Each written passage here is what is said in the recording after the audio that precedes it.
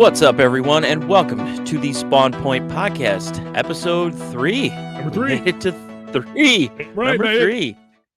So, on this show, what do we talk about? I had a note here, the flat Earth theory and the reptilians that live beneath us. That's what we're talking about the entire show. Sweet. Just kidding. Fucking video games. My name is Jason, and with me, as always, is the brains behind the show, I will say, Mr. Cameron. It's not true. It's a collaborative effort. Shake your head. It was a collaborative effort. But... All right, a collaborative effort. Wow, I can't talk.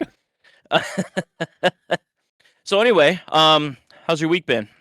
Very good. I played a shitload of games. I got some time off work. I'm not going to explain how that happened. No, it was all very natural and organic.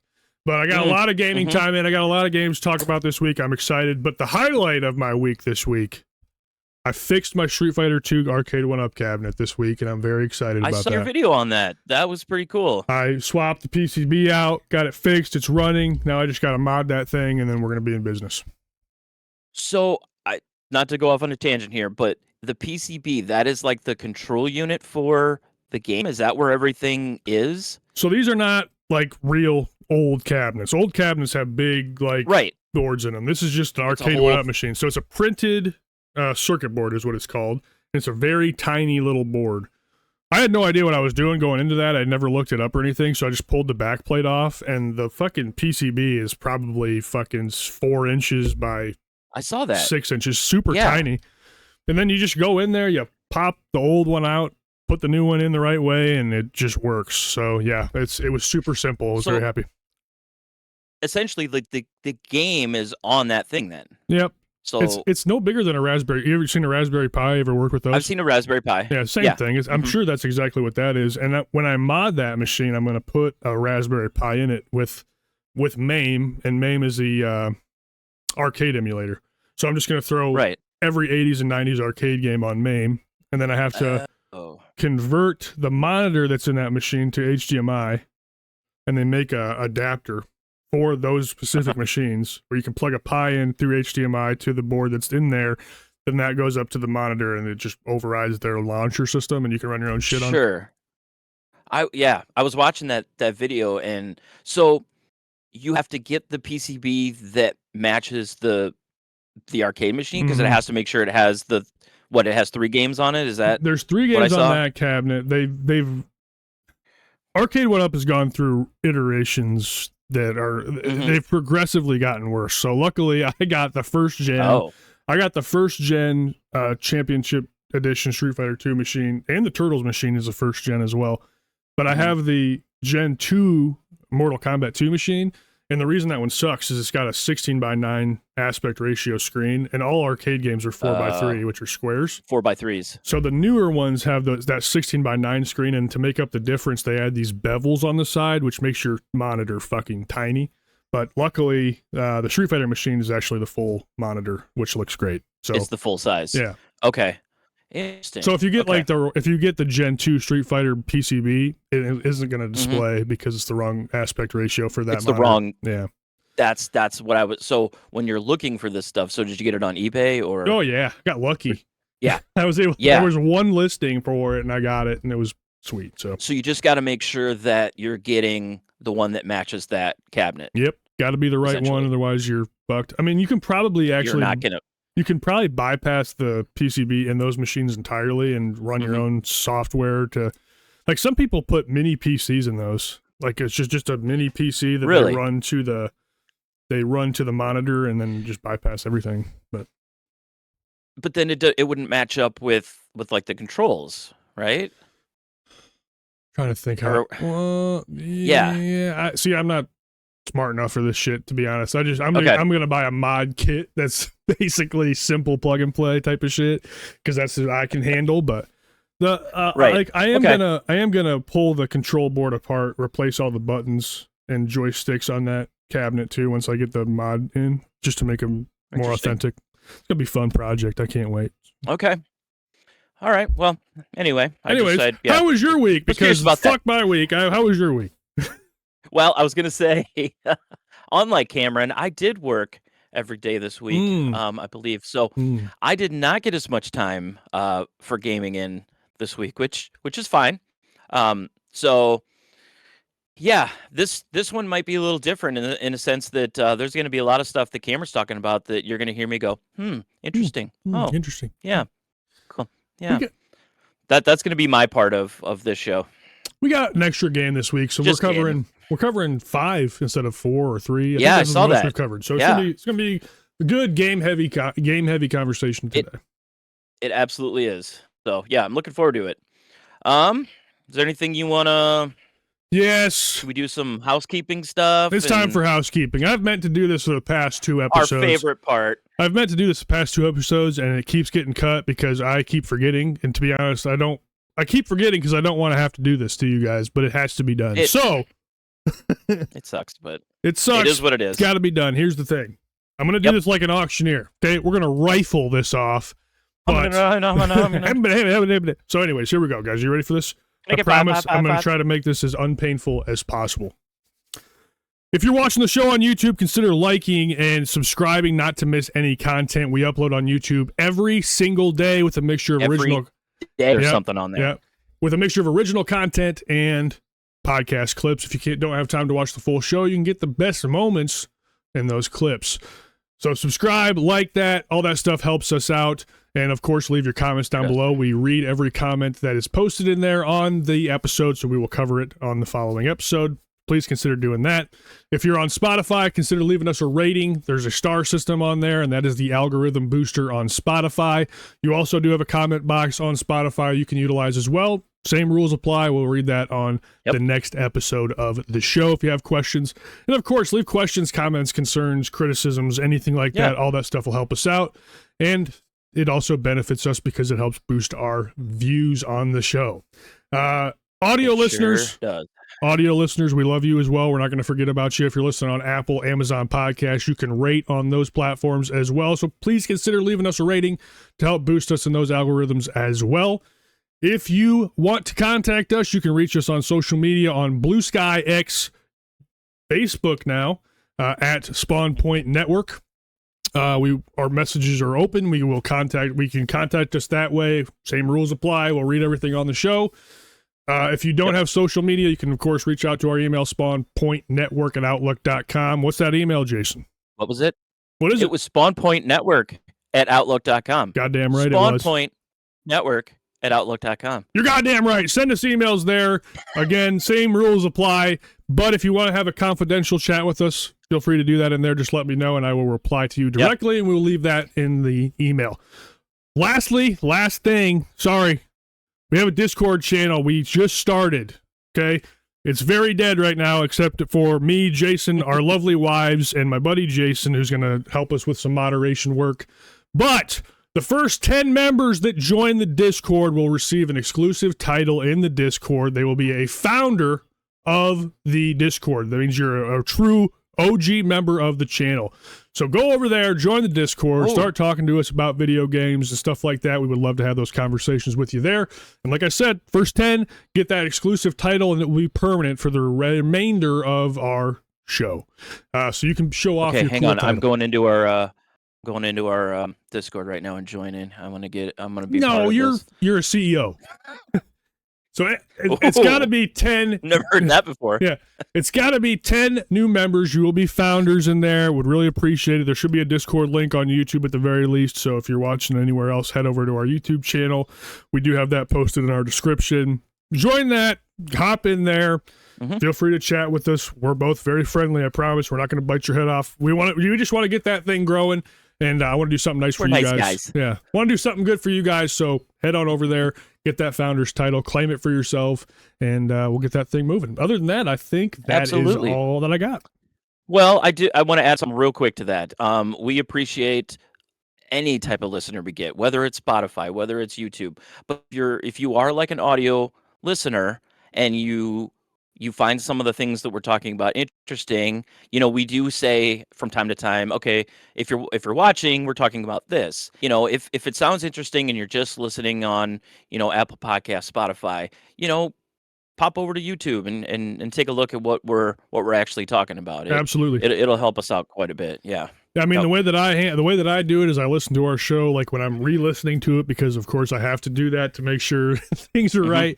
I use Spotify, and like for example, I usually listen to our show while I'm at work just to kind of listen to Yep. everything and pull clips from it.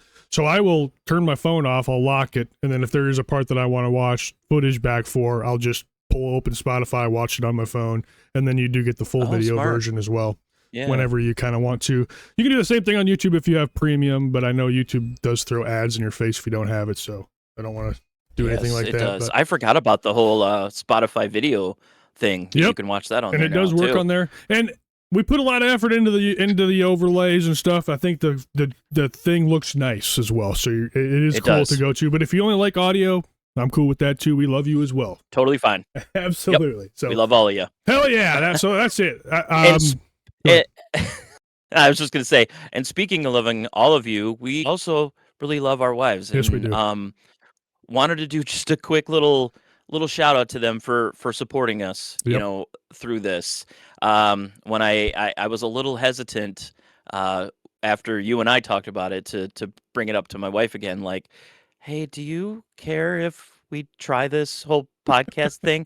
I know I'm in my 40s, and and she was supportive. Yeah, hell She's yeah. like, hey, that sounds cool. That'll be a nice outlet for you guys. So I mean, I'm using her computer, her ring light. I mean, she was all for, like, yeah, let's get this, set up the way you want. I mean, eventually, like I've said in probably both of our first 2 episodes, this is not going to be my permanent spot here. I don't love having a window behind me, but I'll get something that looks, maybe half as cool as Cameron's does in the future. So look at that. And who did that for you? My wife. Yeah, let's go. Yeah. No, but hell yeah, Lindsay's been amazing, supportive. I'm very thankful for her. One of the first people that came over, followed the YouTube. She follows the TikTok. Oh, I didn't mention we have a TikTok as well. But very, very appreciative for her allowing you to have the time to do this show on a weekly basis. Means a lot to me, and I do appreciate her support as well. I think she's been a massive rock for you, and it's been very good to have that. And then, of course, for me, my wife, Morgan, she's a part of the shorts that we do. I had the same exact conversation with my wife. So backstory on the show. Jason and I talked about doing this show, and we were at our work Christmas party. I was already fucking hammered at the point we were talking about it. So I remember talking to him about it, and then I woke up the next day and I asked my wife, I'm like, did Jason and I talk about doing a podcast? Because I feel like we had that conversation. And she's like, I think you did. I don't really remember. And then we ended up texting about it later, and that's kind of how we got started. But yeah, Morgan's great. She designed the back. I asked her to do it because she's better at that than me. She did a great job. Looks great back there. Looks awesome. And yeah, of course, she's very supportive of all my dumbass shit that I do. So can't thank her enough. They married. They somehow still love us. Yeah, I don't know. It's weird. We're absolute goofs, but they still love our company, so that's great. Freaking nerd. So, yeah. So anyways. Freaking nerd. Yeah, sound like heaven now. So yeah, actually it was kind of a similar situation. We did talk about it at our work Christmas party, and my wife was standing right there with us, and then it was the next day, and I'm like, so what do you think about that podcast idea? She's like, you guys talked about a podcast? I'm like, oh no, not you too. Yeah. Cameron doesn't remember. You don't remember. No, we talked about it. We were good. Yeah, but yeah, it was good. I'm glad we did that. But oh yeah, very much appreciate our wives are definitely a big part of the show, and we will continue to talk about them all the time. It's just how it is. We're married men. Absolutely. Should we talk about some games? I think we should. That's what we're here for, unless you want to talk about flat Earth and aliens. Oh yeah, back to that real quick. No. All right. Jason opened up. I will start today in the gaming section. Like I said, I have a lot to talk about. So first game we're talking about for the show is MK1, Mortal Kombat 1. Not Mortal Kombat 1 1992. We're talking Mortal Kombat 1 2023 or 4. Something like that. 4, right? 2024. I think it's 2024. Either way, I got this game. My brother Drew is addicted to MK1 for some reason. So they came over to my house and were hanging out with me for a while, and we got bored, so I ended up buying this because I just wanted to have something to play with them. So got into it, and am really had a great time with this. I actually played through the first story. There's a second story that's DLC that I have. I just haven't got a time to start it, but I played through the first story, and it was really a lot of fun. I think this game is really enjoyable. I mentioned, I think on the first episode, that I'm not a big fighting game guy when we were talking about beat 'em ups.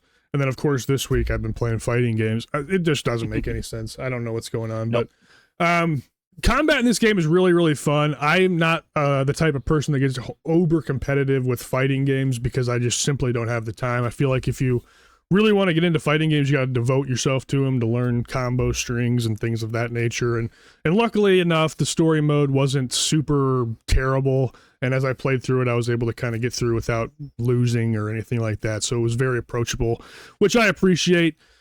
There is a lot of complaints about MK1 and the way that they changed the storyline of the game. It pivoted away from Raiden being like the Earthrealm protector and went to Liu Kang as the Earthrealm protector, and Raiden kind of takes a back seat as like a monk that uses lightning with a wristband and stuff like that. I know that this makes no sense if you have no idea what Mortal Kombat is.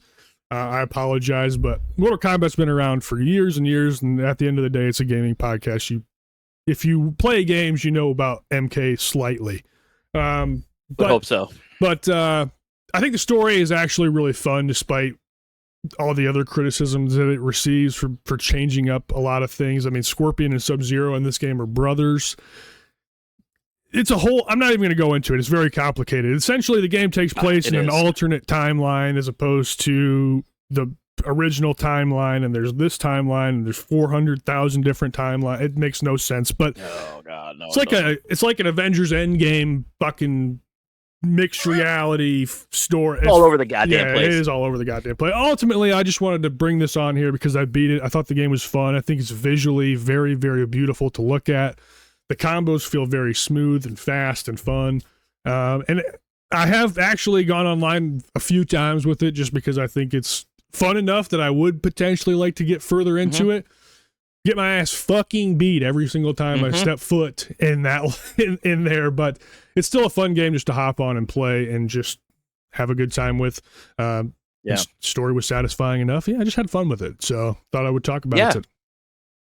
Absolutely, and I've played this one as well. I beat the main story, and I was surprised how much I was into it. Yeah, it got me. It really got me. For being a fighting game story, I was very curious about what happens, and I love the transitions from the cutscenes like into the gameplay, into the fights. It really kind of it pulls you in. I'm sure other games have done this, but this one really stood out to me. Absolutely, really cool. It's just very seamless. I will say the pacing, it starts very slow. Like when you get Kung Lao and Raiden, like the beginning act is very slow, but it really ramps up towards the mid half to the end of the story mode.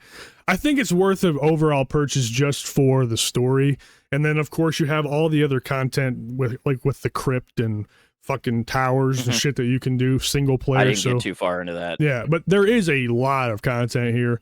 I bought the pack that came with MK11 and 10, so I got the whole kind of collection. And I guess did you dip into 11 at all? Not yet. Have you played that one? Okay. I played I thought 9. 11 was good too. I played 9. Okay. And then I don't know if ended up getting 10 or not, but I guess like 9 10. Through 1 is a subset story. 9 to 1 is its own thing. It's so hard to keep track of. There's so many of them now, but well, especially when the timelines keep changing and the one thing I fucking hate though is the cameo system. Was that in 11? The cameo system, where all the class Jax you can't even use because he's a cameo character and he just comes in from the side. He's an assist character. Oh, that's was that in a shit? I don't know if it was. That might be just from this one. Yeah, because I love Jax. I can't even fucking play as Jax. Don't quote me on that, but yeah. Like Jax is locked. He's just a cameo. He's a sub in, and he just comes in, does an attack, and leaves. So that's fucking. And he's not a selectable character at all. Nope. He's only a cameo. I couldn't remember because they have cameos for The original Scorpion is a cameo. He's not a playable character. You play as what's his name? It's so the lore behind Mortal Kombat, like Bi-Han is the original Sub-Zero, and his brother is like Cao Luan. I'm just fucking butchering the shit out of this. That's okay. So in the original MK story, Bi-Han was the Sub-Zero from 92 Mortal Kombat. Scorpion killed Bi-Han in 92 Mortal Kombat lore. So then Bi-Han got replaced by his brother Kuai Luang, I think his name is, or something like that. And he became he was originally named Frost. And then he took Sub-Zero's name after his brother was killed. And then for the remainder of the series, Kuai Luang is Sub-Zero. Bi-Han is dead. In this game, Bi-Han is the Sub-Zero that is in this game, and Kuai Luang is Scorpion. So they're brothers in this one. They're brothers in this game. But they were arch enemy rivals the rest of the series. The whole rest of the series. Yep. And in this game, you do get a separation. In this game, you do get a separation in the story. It's a fucking fighting game story. We can spoil it. It doesn't really matter anyway, because this is all... No, it doesn't. It is canon, but it's all split timeline shit, so the next game's going to fucking bypass all this shit anyways. So the way that they do the split in this game, because Scorpion... I can't even remember the name of the damn clans. So there's Sub-Zero's clan and Scorpion's clan. They fracture in this game at a pivotal point because Sub-Zero's a fucking dick. Bi-Han is an absolute asshole in this game's story, and he joins Shang Tsung and tries to like take over the world with Shang Tsung. So he fractures off, and that's where Sub-Zero, or Kuai Luang in this game, starts his clan. That's where the separation happens. So it's very strange. It has nothing to do with the original thing. They explain it away as this is Liu Kang's timeline. This is what Liu Kang built. And so that's just what he came up with. Anyways, it's fucking crazy. It's not even worth going into the story. That's wild for a freaking fighting game. We'll mention as well. I checked out there for a minute. Yeah. Megan Fox plays oh, that's right. Oh my god, what's her name? Can't think of her name. Doesn't matter. Vampire. She does a terrible job though. It's awful. It is absolutely awful, but she's in the game if you're interested. What is her name? Yeah. It's like a side character from the Dragon Realm or from the Vampire Realm, and they made her a big part of the game because fucking Megan Fox played her, and her voice acting is so phoned in and it's terrible. So bad. It like doesn't fit the rest of the theme. But game is very cool. I had a lot of fun with it. I'm going to keep going back to it. I'm probably going to finish the second part of the story. Did you do the DLC story or just the first part? No, I did not. Okay. Just the first part. So I know the second story is Chaos Reigns. So I know that What's His Nuts comes back, and who knows? I don't know enough of the Mortal Kombat story. Game's fun. Play the game if you want. It is a fighting game. Game is really fun. Absolutely. Yeah. So, very cool. Let's move on, Jason. Yeah. Okay, let's do that. What do we got next? You tell a little me. game I've been playing. Yes. So, I alluded to earlier that, I didn't get a lot of time to play this week, but I did want to talk about this one. I beat this one last year, and thought I'd just kind of bring it back for this episode because I did finish it and I did enjoy it. This one is called Caravan Sandwich, and that's SANDWITCH. So a sandwich. I think there's just a little play on words there. Fucking scared me. I thought I spelled it wrong. Nope, you spelled it right. So Caravan Sandwich is they call it a cozy game. I don't know if cozy very loosely, but it's basically this giant sci-fi adventure. It came out back in September of 24 and by French developers named Plain Toast.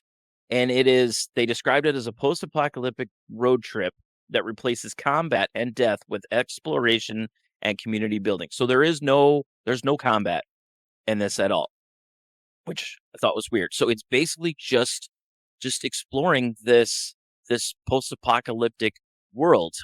You play as the names in this are very French, so I'm gonna murder probably all of these. And there's no voice acting, so you don't get a sense of what the names actually are supposed to be. So you play as Sauge, Sauge, She is a young woman who returns to her planet, Sigalo, Oh boy. after receiving a mysterious distress signal from her sister, who has been missing for years. Um, because they are a French developer, they did use like the French province like landscapes for their inspiration here. So you've got old ruins, you've got vibrant sun covered vistas. It's very nice looking. It's very simple art style. I don't even know what to call It minimal. yeah, it's minimal. I would say it's got a little cell shading aspect to it. Maybe a tad, but just very minimalistic. So like the camera never gets like too close to the characters or anything like that. So like, which is probably a good thing because they're pretty basic. But um, they they say that the developers, I remember reading that they wanted to intentionally create like a stress-free style of game. Hmm. Focus mainly on the exploration. There are a ton of post-apocalyptic games out there. It seems to be a pretty popular theme with video games and movies. So they wanted to kind of put it in that world, but make it a little different than a lot of the other post-apocalyptic games that you've seen. So like I said, you play as Saj, but the other main character is it's actually your van. Um, you upgrade your van. It's fully customizable. You can change the colors. As you go through the game too, you unlock um, different items for your van. So you unlock like a grappling hook sort of thing, which doesn't actually like in a lot of games, grappling hooks, like you shoot it up to something and you can basically, you know, travel up the line. In this, the grappling hook either shoots out a line, which then you can get out of the vehicle and use it like a zip line to get up to higher areas, Hmm. or there are some areas with locked doors, and you can shoot the zip line at the door and then pull the van back to rip the door off to get into areas. Interesting. There's also, like a metal detector style thing that you can put on the top of your van, which kinda highlights certain areas maybe you missed with the naked eye. It kinda, like, glows this, like, orange color, when you use that. So, yeah, a very fun game. Real quick on the sandwich part of it, you are followed pretty much the whole game by this sandwich.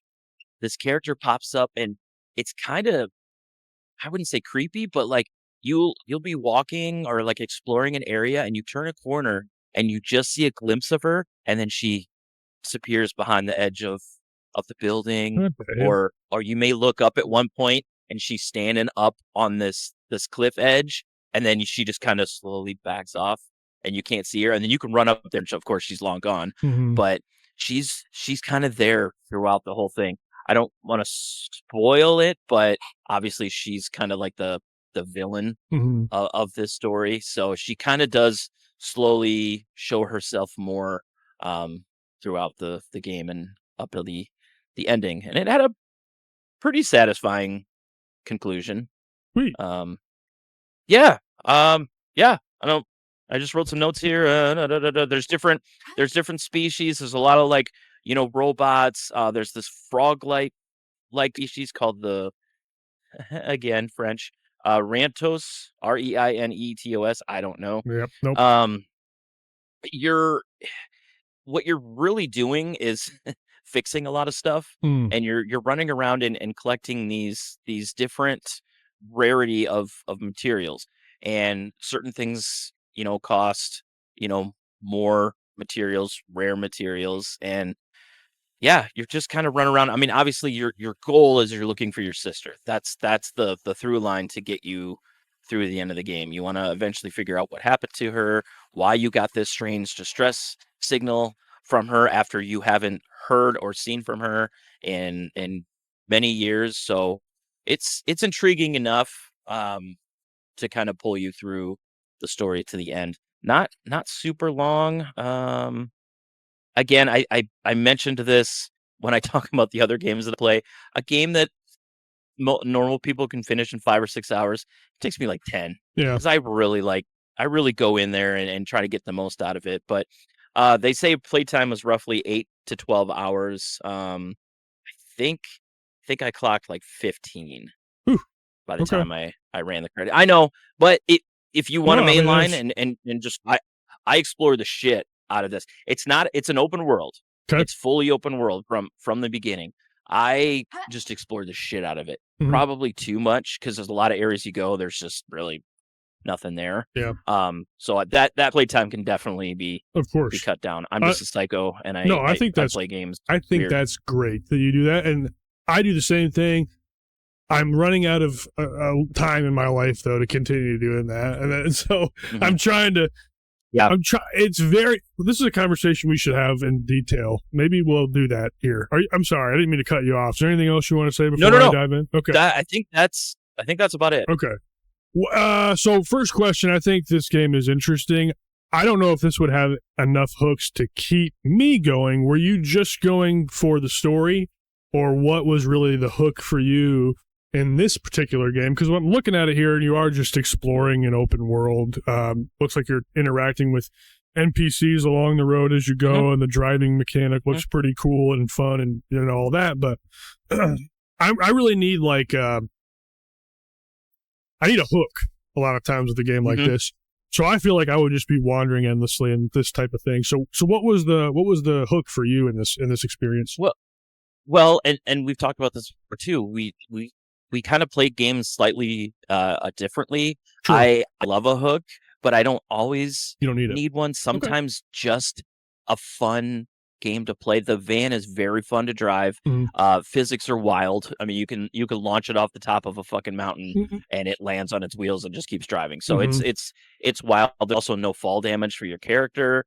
So you can just jump off something and land wherever and you're totally fine. You can spawn to your van from any point in the map. So if you Cool. there's a lot of like caves and certain things to get into, and sometimes there's not much there. Sometimes there's a cave right there if you're watching. Sometimes there's not much in them. Sometimes there is like a cool upgrade. But then it cuts down on the backtracking, I guess I would say. So if Okay.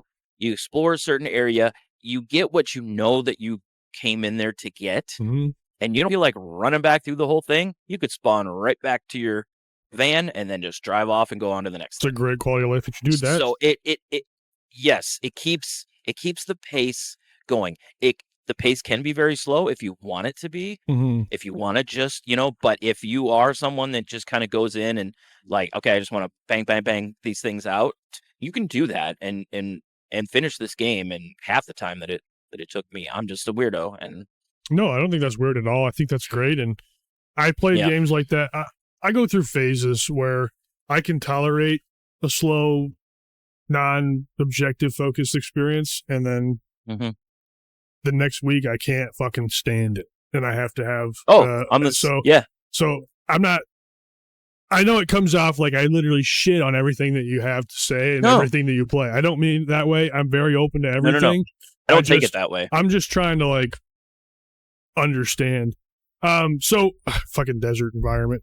Is the whole game a damn I desert? know. A lot of it. Oof, Yeah, okay. I know. We just talked about that. I think the art style is very cool here. So I want to. When did this game come out? You said 24. Yeah, September 24.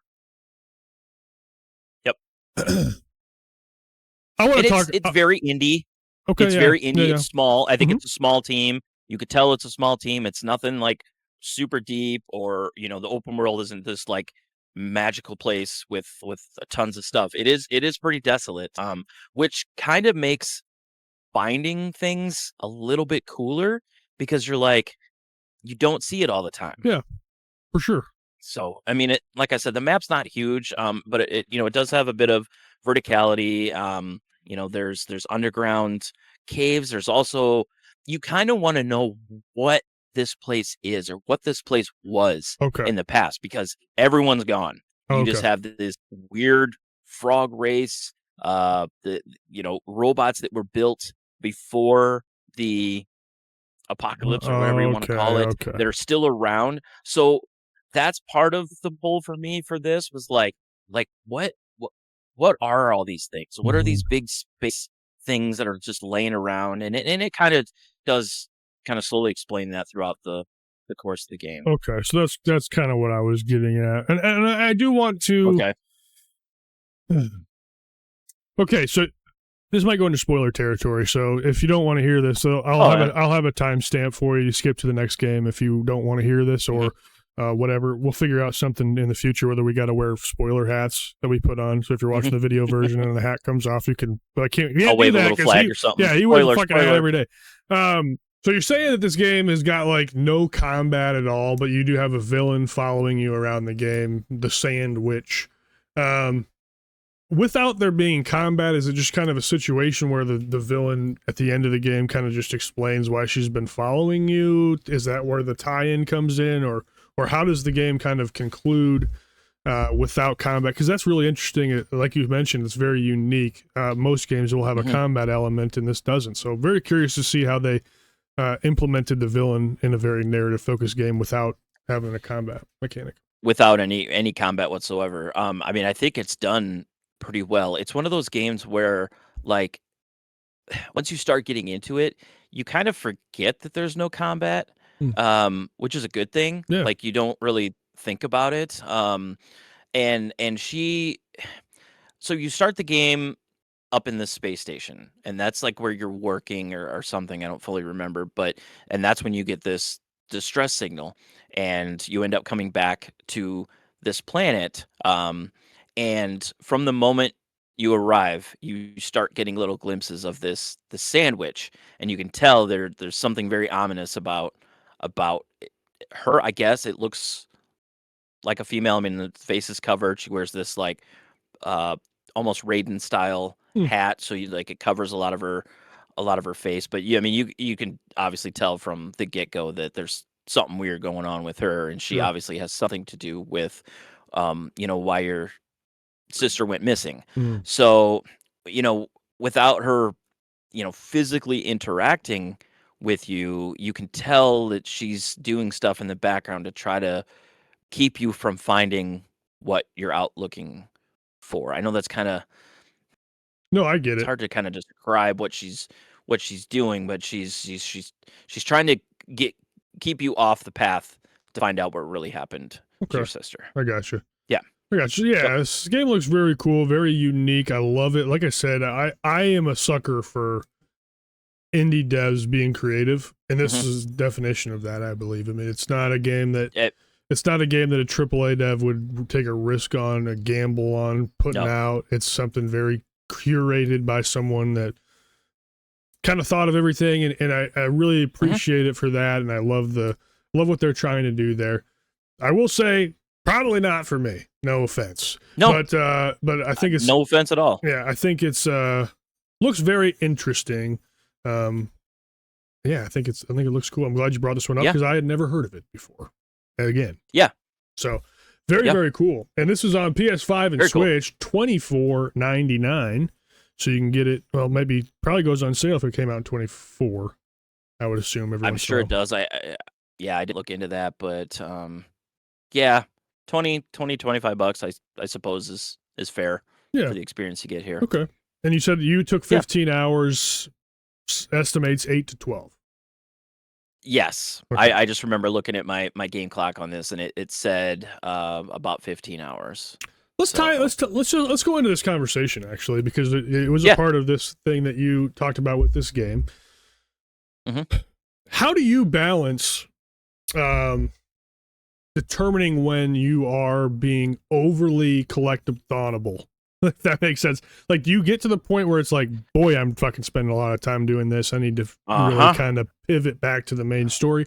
Do you get to that point, or are you like solely focused on, I'm going to fucking explore this world no matter what, no matter how long it takes me, I'm going to keep fucking digging until there is no more left to dig?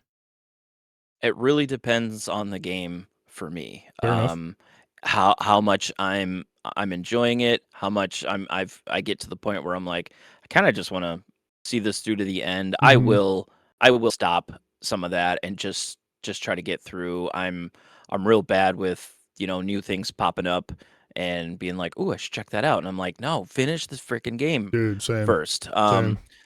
But I usually start out most games with like, I'm gonna get the most out of this that I can, whether it's a $5 game, a $50 game. I want to get the most out of it Same. that I can. So I like to kind of see everything that they put into it.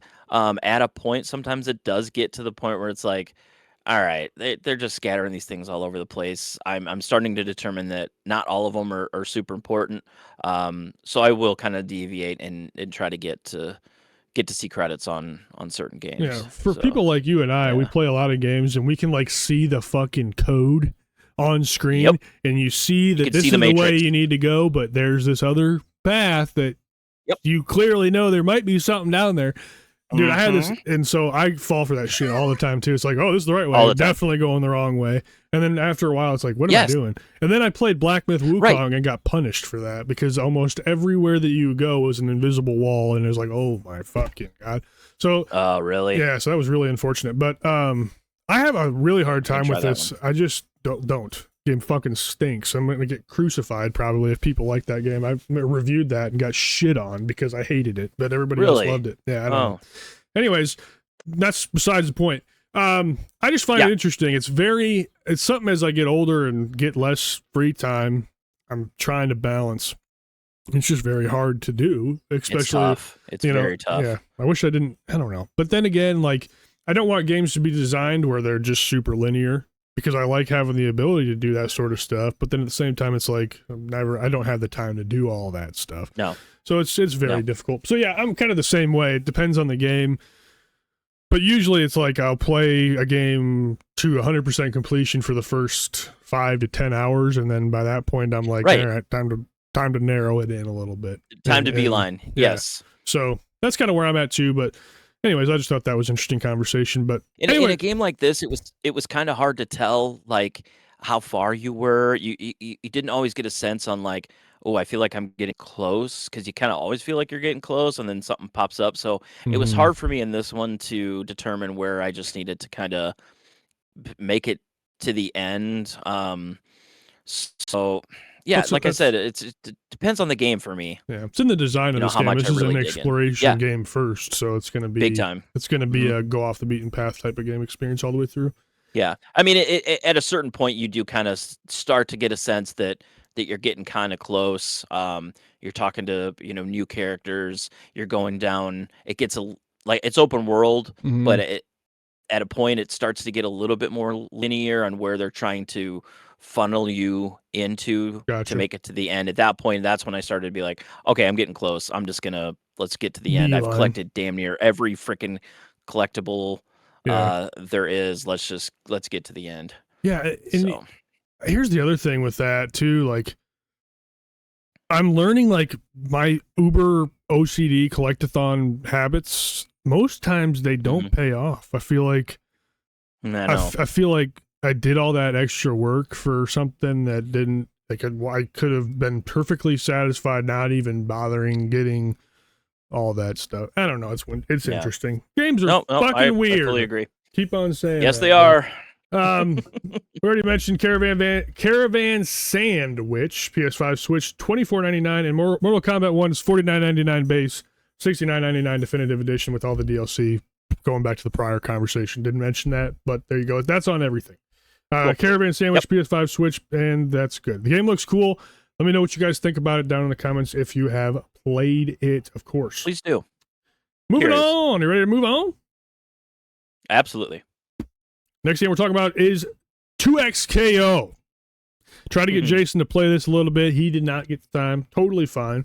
But another fighting game. This is a fucking fighting game week for me. Two in a row. What the fuck? Anyways, this is Riot Games' fighting game that they released. This is a cross tie-in to the League of Legends, essentially. And I adore League of Legends. I started playing League of Legends in 2009, and I stopped over the last year or so, but I've pretty much played League of Legends for damn near 15 years at this point. So I have a very big association with the game. I love the IP I love what they're doing with the project, despite all of its issues, and there are a multitude of issues. But Riot is finally starting to do some fun things with the IP instead of having it just tied to League of Legends. Of course, we got Valorant.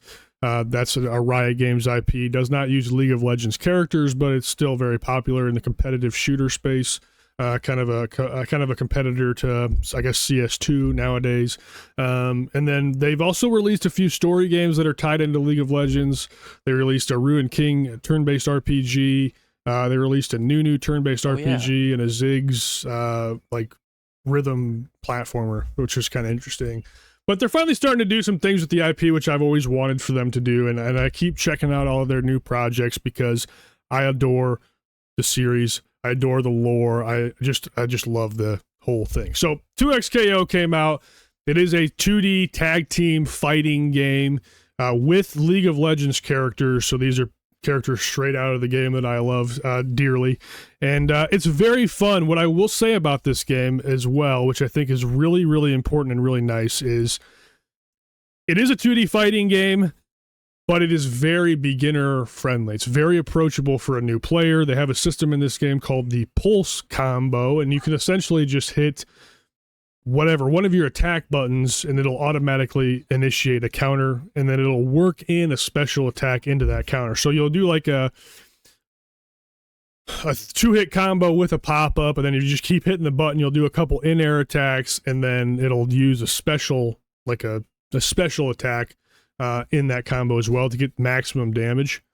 And that's just built into the game. So it's very beginner friendly. It becomes more about your positioning, your timing on attacking and trying to hit your opponent before they hit you. So it's weird in the sense that it almost feels a little bit like if you can get your attack in before the other person in a multiplayer lobby, you're just kind of stuck in a combo loop, and it's not really hard to get in that. Oh, yeah, you know what I mean? So it's kind of, yeah, it kind of feels a little weird online when you have both people using that pulse combo, because you're both kind of, once you get stuck in a combo, you're not blocking midway through. You're kind of screwed. They do have a system, though, in the game called Break. And this is a system that when someone is comboing you, you can sub in your backup character, and they basically blow up in a green circle when they come into the screen, which breaks the enemy combo and kind of resets the battlefield. But so you got to use that very optimally. But all in all, it's a pretty fun experience, if not a little shallow, I will say. There is so much accessibility in the game that it almost makes it it just makes it pretty shallow, because it literally just becomes a battle of, if you can attack first, you can kind of win the entirety of the match, which is kind of not great, and that's something I'm sure they're going to tweak over time. But sure, this just came out, right? Yeah, just came out, I believe, this week. Okay. I think we have something to talk about in the news section a little bit later on the show. And I'm explaining this absolutely horrendously. I will say that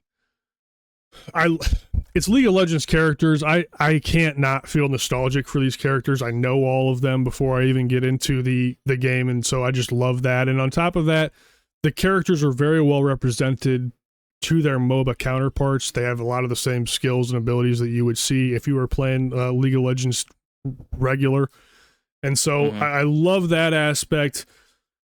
I just don't. It looks beautiful. It looks incredible. They did a great job. Art style looks incredible. Really, really good. And yeah, I mean, like I said, I think it's a fun experience. I think it needs some tweaks, though. Sure. And I don't know if the solution, it might honestly be to get rid of that pulse combo thing. Because here's the negative about using pulse. Really? Here's the negative about using pulse combo. The negative is you get these skill meters, these power meters at the bottom of your screen. And you can see that if you're watching the video version, there's a little bar at the bottom. If you fill that up to 1, you're able to use one special move, essentially. So if you, again, are spamming the attack button, you'll use that in your combo automatically with pulse combo. However, if you let that meter build up and you get to 3, you're able to use your ultimate ability, which does a massive amount of damage. So if you're using the pulse combo assist system, you never get your character to 3 bars because it's going to auto use it anytime. Oh, it uses it. Yeah. Oh. Anytime that you're in there. So that is where you get And you punished by not using the manual and you can't turn system. that off. Sorry, I don't mean to cut you off. No, you're right. I appreciate you that's doing just that. built No, in. it's just it's going to use your special in a spot where it's almost guaranteed to land, no matter what. So Okay. you're not able to use your ultimate if you play with pulse combo unless you really start to learn, okay, this is where it usually uses my special. I'm going to stop this combo early so that way it doesn't use it. But that kind of stinks. That Like absolutely then stinks. you don't feel like you can play the game the way you want to play it. Right. And like I said, when you're Huh. in a combo, it looks cool. It looks like you know what you're doing, but you're just hitting a button. So Yeah. you don't doing a lot of actually it on its own. feel like you're doing anything, And that's it looks why like you are. Yeah, and that's why it becomes if you get hit first, you're stuck in a combo, and hopefully you can land first on the next attempt. It's all about positioning. It's all about substituting in at the right time and breaking an enemy combo. It's almost rock paper scissors in a way, and it's a fighting game. When you play with pulse combo, I want to keep reiterating that if you switch to manual and learn the game, this is going to be a very competent fighting game that you can really delve into, learn combos, use things properly, and all of that. But with the built-in assist system, it's very rock paper scissory in a way, which is interesting for sure. And I don't think it feels that good. But it is fun. And another nice thing I will say about this game as well is they have a duo system. So I actually played this with one of my buddies. So when you queue duo, you control one player and your buddy controls your backup character, and you can sub in at any time. That's cool. So we were playing online, and I was one character, and then I would kind of get a little bit low on damage, and I'd sub him in, and he'd come in and take over. And that's kind of cool. It just says like a party mechanic. That is cool. But who are these little guys? This Timo. I got a fucking Timo pop figure right over there. Really? Yeah, I love Timo. Yeah, I don't know my League of Legends that well. It's probably for the best. Oh, okay. Here's what I will say as well, though. I've spent I've spent so much money on League of Legends I could buy a used car. Literally, it's fucking absurd. Terrible. I wish I could get a little loyalty points or something. You know what I mean? Like, let me have these characters for free or something. But I think the game is unique. It's very cool. I'd be very curious to see what you guys in the community think about the game because, like I said, I pretty much addressed all of my concerns. It's very visually striking. I just don't know how much depth is there if you're not willing to commit to learning the combo system on the manual mode. And then I also, of course, have to mention this game is free to play. There's aggressive monetization. There's aggressive monetization here. It's 10,000 coins basically to unlock a character. Unless I think I put in 4 hours of this game, split between a few different sessions, some single player, a couple hours with my buddy or whatever, and I got to about 3,000 in 4 hours. So it's a grind. It's a grind fest. Yeah, but you do have a character account leveling system, and it does appear that when you level up your account, you get a champion unlock token. So I have unlocked 3 additional champions other than the base 4 the game allows you to have. There's still quite a few more that I have to unlock, but it's pretty egregious. And of course, I think that account leveling system is going to start to rapidly slow down here, where of course you're going to end up having to buy them outright if you want to purchase them. So right. Interesting. Okay. Yeah. I mean, looks cool. Looks beautiful. You answered one of my questions about this. The other one I think I had was if this does kind of take off and becomes more of a competitive fighter, you think that the competitiveness that assist will be off? 100%, 1,000% off. 1,000. Yes. Okay. Yeah. I mean, it is I really want you to play it, and I've tried to get you to play it I will. for this reason. I know. I know. I don't. You don't have time. It's fine. I totally understand. I just want your opinion. Like maybe report back next week. But No, for sure. it feels like every match feels the exact same, which is terrible in a fighting game, in my opinion. But every match goes the same way. Like you are guaranteed that if you get hit, you're going to get wombo comboed by everybody. They're going to do the full combo. You're going to get super moved in that combo, and then you're just going to hope that you land the first hit the next Get round. a chance to. So yeah. every fight, no matter what character's on screen, everything feels the same, which is not great. But again, that's not going to be an issue if you really are good at fighting games and you know how to combo and you know how to air juggle and do all of that stuff. This is just coming from a very casual player perspective. So that's why it's hard to talk about this game, because I think if you play a lot of fighting games, you know how to do it, you might think completely different about this. Right. To the point where if you get good at the manual system, you can probably abuse the fuck out of people using the pull system, because you know what attack's coming and you know what's going to happen. Right. So, yep. From a casual perspective, pretty mid in my opinion, but I'd love to see what you guys think down below. So, yeah, absolutely. Looks cool. I'll give it a shot. Give it a shot. I'll report back to you. Try to do that for next week, and we will talk about it again.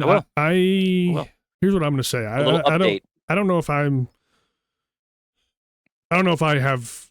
This game ain't long for my game library, unfortunately, because I'm not gonna. I will admit to you, I'm not gonna put the time in to learn manual combos. Simple as that. So there you go. That's like fighting games. You know, the people that are really into them. I mean, they're into them. There just never seems to be enough there for me to like become a fighting game guy. Like I'll hop in and play a little bit, but that's all I need. I love watching Evo. I love watching all that stuff. Like people that are great at it is so enthralling to watch, but it's crazy. Can't do it. Yeah. Okay. Can't do it. But that's 2XKO. Very mid, I guess. I don't know where I was going with that. Yeah. You don't really need prices on this one because it's free to play except for all the stuff you can buy. What is it on? I think it's on everything. I think I put that down in the doc. It is not on Switch. PS5, Xbox Series, and PC. No Switch. Cool. Free to play. Check it out if you guys are interested. It is. I mean, I think it could run on Switch too. I mean, Street Fighter 6 looks great on Switch too. Yeah, so. there would be no performance issues. We got some news to cover with that, so we'll get to that later. Oh, that's right. Getting ahead of ourselves. But yes, please let me know down below, guys. I would love your guys' opinion on this one. It's free to play. Check it out. Get back to us. We'll cover it next week. Jason's going to do the same thing, and I'll let you know. It bums me out because I love this IP, but it is what it is. It's just my opinion, and opinions are like assholes. You just want it to be good. It's your baby. Yeah, opinions are like assholes. Doesn't mean you guys have to be because I don't like it. Anyways. Right. Moving right along. All right.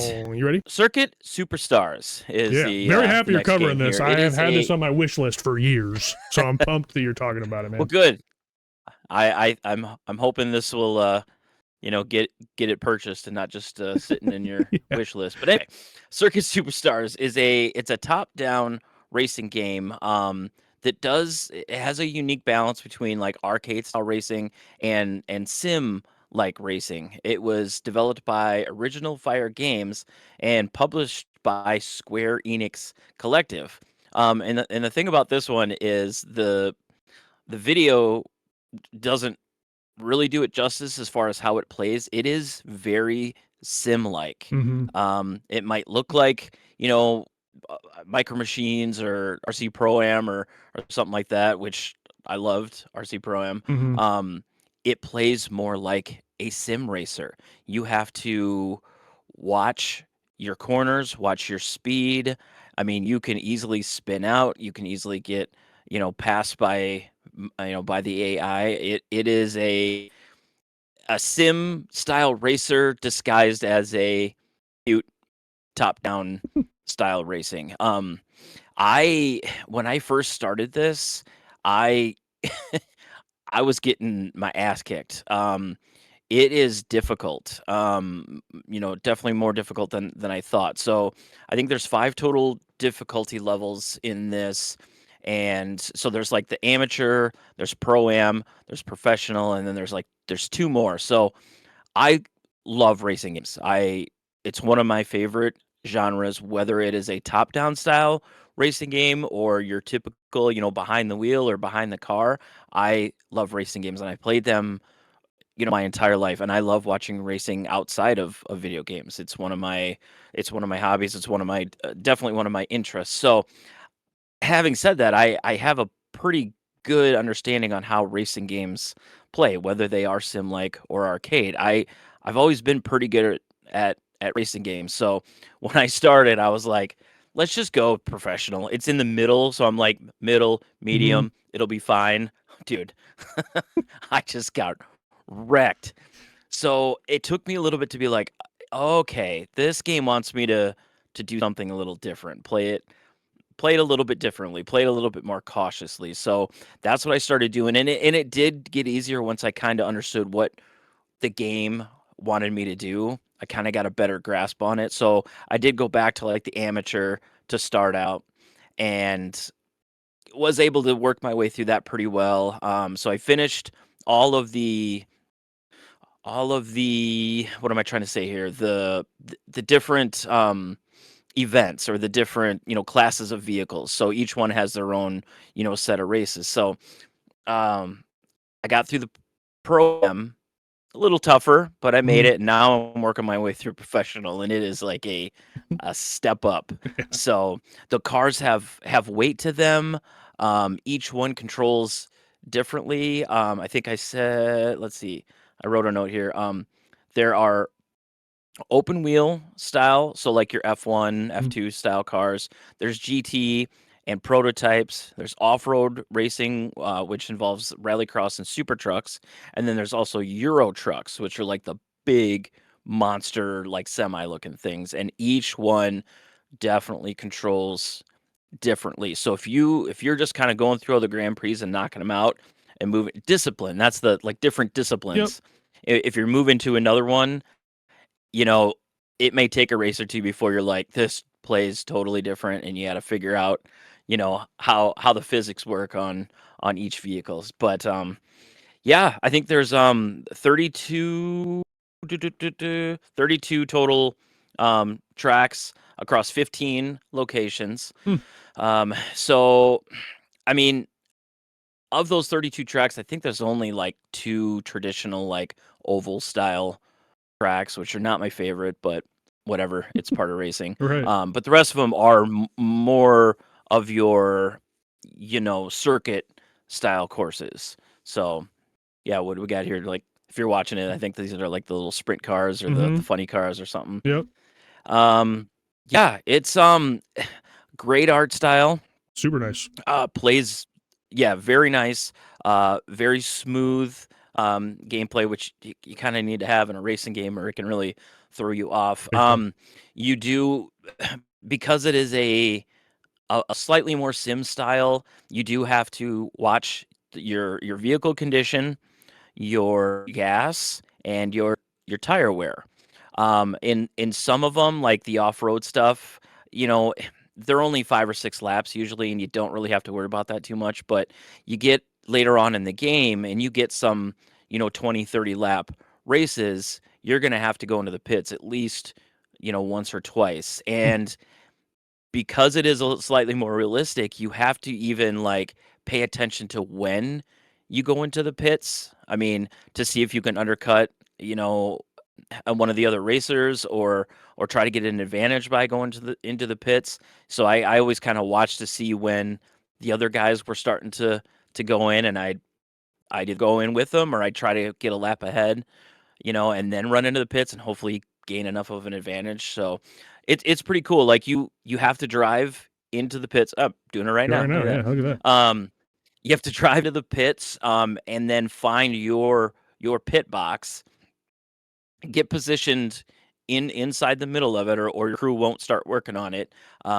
Once you are in your square, they your team, your pit crew automatically, does all the repairs and stuff, and then you have to, cruise back out of the pits. So I love a game that features, pit stop type stuff. Yeah. I mean, it's very simple in this, but it's super cool. Yeah. Um, yeah, that's Circuit Superstars. Okay, so a couple things right off the bat. I was totally Yeah. under the impression this was a QT arcade top-down racer. I played a game called Bang Bang Racing, looked just like this, top-down view, very arcade. There's oil slicks on the track Yep. that you're sliding around in. Yep. I was not expecting this Yep. to be a sim, but I actually really that piqued my interest more on this because, like you were mentioning, Really? there's pit strategy in this game.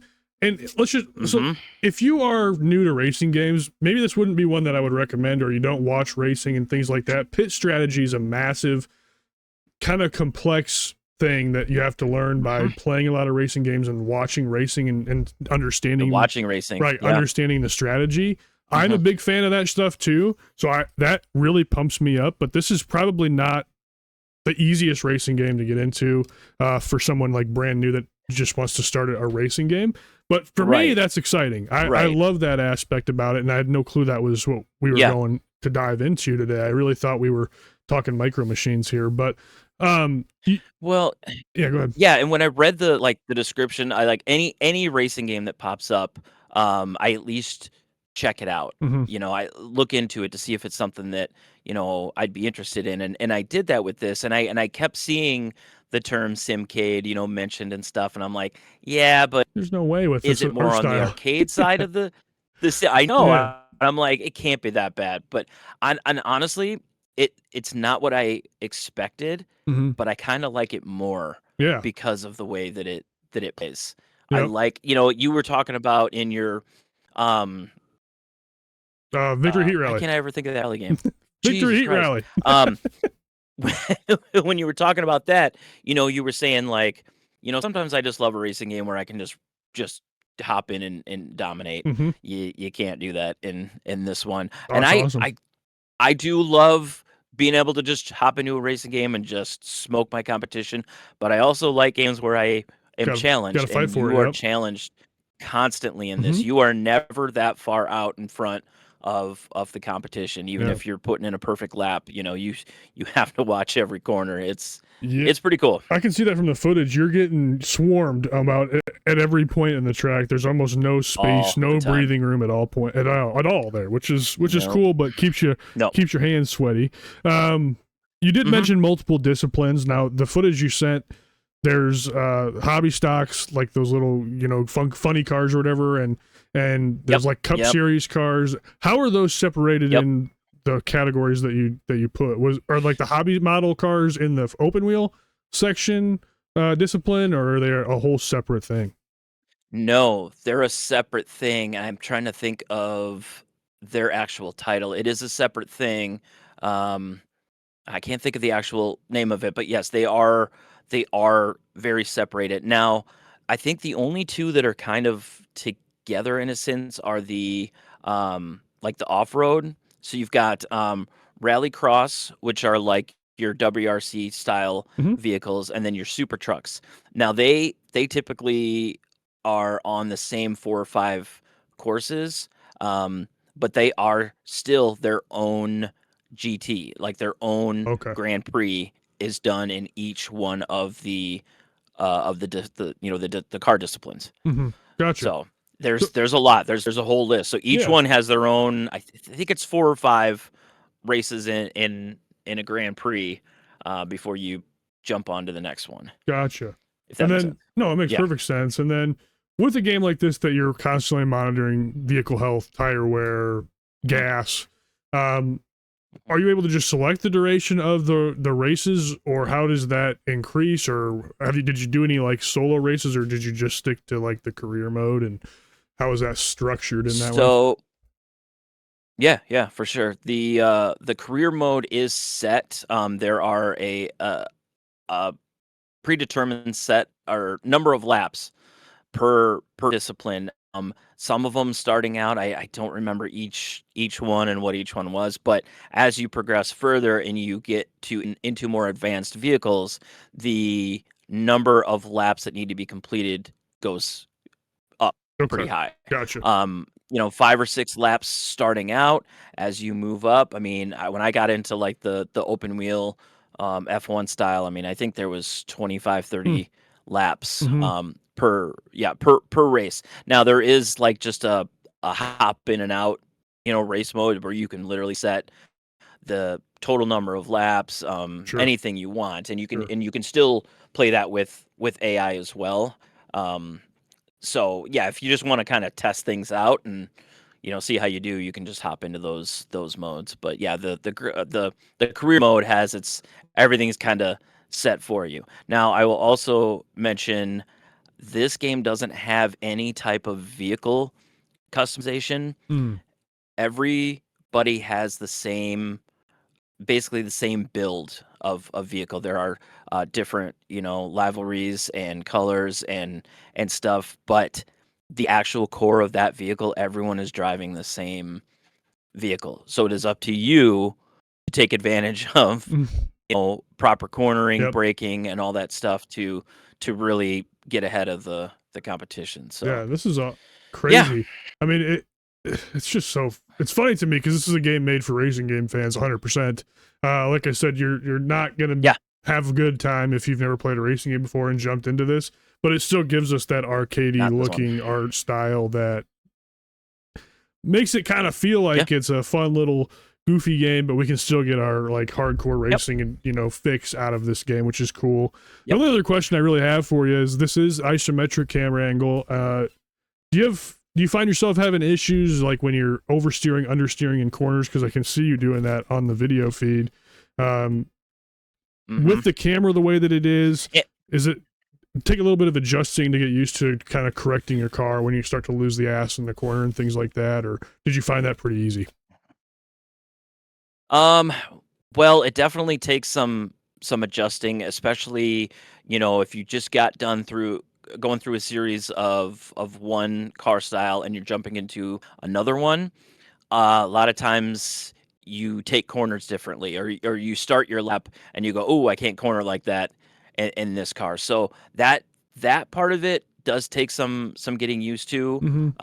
between the different events. I've always kind of my brain just works with these type of games. I could be going, left or right or up or down. I've always known how to turn and like Mm-hmm. which direction.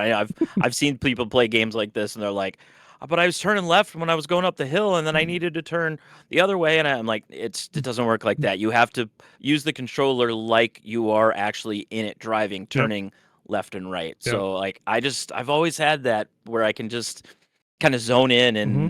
and figure out which way I'm supposed to turn. But Yep. I, these isometric racers, I mean, some people do have issues with that, and if you do, this might not be the type of game because it's not forgiving at all. Right. So you might just get frustrated and put it down. So Yeah. I mean, I can handle it too. I've played enough that I know how to do it. It's just usually with this type of camera mhm, angle, like we've mentioned 15 times, you're getting an arcade racer where the cars are glued to the track and you're able yeah, to really maneuver around. And with a sim yeah, game like this, you are experiencing understeer, oversteer, weird type of like weighty vehicle mechanics, which I hmm just feel like would be difficult to adjust to. But it sounds like it wasn't a really big deal for you. Um, with the camera, I did mean, you? for me Yeah, personally, yeah, yeah, yeah. I mean, that's just racing game knowledge. Ultimately, coming away from this conversation, yeah. it's a difficult racing game for diehard racing game fans, but maybe not one we would recommend to casuals, just because of what it's actually what it's showing or what's on offer here. It's very seems like it's difficult. Right. It is, and I don't wanna, like, come off as, like, some, racing professional, which I'm not, but I like we've talked about, I've played games for my whole life, Yeah. and racing games has always been one of my favorites, so I just feel like with however many years I've got of playing these games, I'm pretty good at racing games, Mm-hmm. and if I stepped into this for the first time and was getting smoked, it might not be for everyone Right. looking for And that's what I'm just a simple jump in and yeah. Yeah, I'm not saying we're pros Yep, by I see any what you're means. saying. I'm just saying there's Nope. racing strategy involved here that you have to actually think about. It's not just like a hop in, have fun, bounce out type of thing. There's a lot more here than what you would expect from an isometric racer. So, Yep. other than 100%. that, I And I think do remember the go ahead. oh, just real quick, it was a small team Oh, cool. that did this one, and I do remember them like an early interview before this came out. They are all like racing fans. There you go. So Yeah. they wanted to do something like this that looked cute and everything, but played more like a sim racer. Yeah. Very cool. I Yeah. Very cool. learned a lot here. So that was awesome. You can get Circuit Superstars Awesome. on PC, PS5, Series X and S, and Switch. $19.99. Looks like an absolute blast. So definitely check it out if you are interested in it. I think it looks cool. I'm probably going to check this one out myself. So very, very sweet. It's worth it. You ready to move on to the next one? We got one more game to talk about. Yep. Let's move on. Let's go ahead and bounce Okay. over. Big Hops. I felt like Big Hops. I felt like I had to talk about Big Hops because we discussed this on the first episode. We went over the January releases and we had a little moment where we kind of, we were oblivious to what this game was. And, we didn't shit on it, but we were just kind of like, yeah, big hops. Hops. I don't know anything about it. Yeah, big hops. Made by I don't know if it was made by one guy. There's a lot of people in the credits. Maybe one guy with a lot of external help, but it's a 3D platformer, very Banjo-Kazooie style. You're not like going into worlds like in Super Mario 64 or anything like that. It's just kind of one open biome where you're doing a bunch of different tasks, collecting what are called dark drips across the map to level up. And then you collect enough of those dark drips to unlock passives. And then these passives are little patches that you can put on the back of your backpack, which is a nice visual touch to help you kind of do some more things. But it's just one of those games. You run around, you collect stuff, and progress through the story. Essentially, the plot through line of this game is you play as Hop, a little frog. You get kidnapped by, what's his name? Dis, right? Yes. You get kidnapped by Dis. He takes you to the void and drops you in the desert as the first biome. And basically, Dis tells you need to collect every dark drip in the game. And then you meet a guy in the desert that is going to fix up an airship for you, and you have to collect 3 airship parts. So you can kind of take the game 2 different ways. You can collect everything for Dis and get all the dark drips, or you can kind of mainline the game and go for the airship parts and do it that way.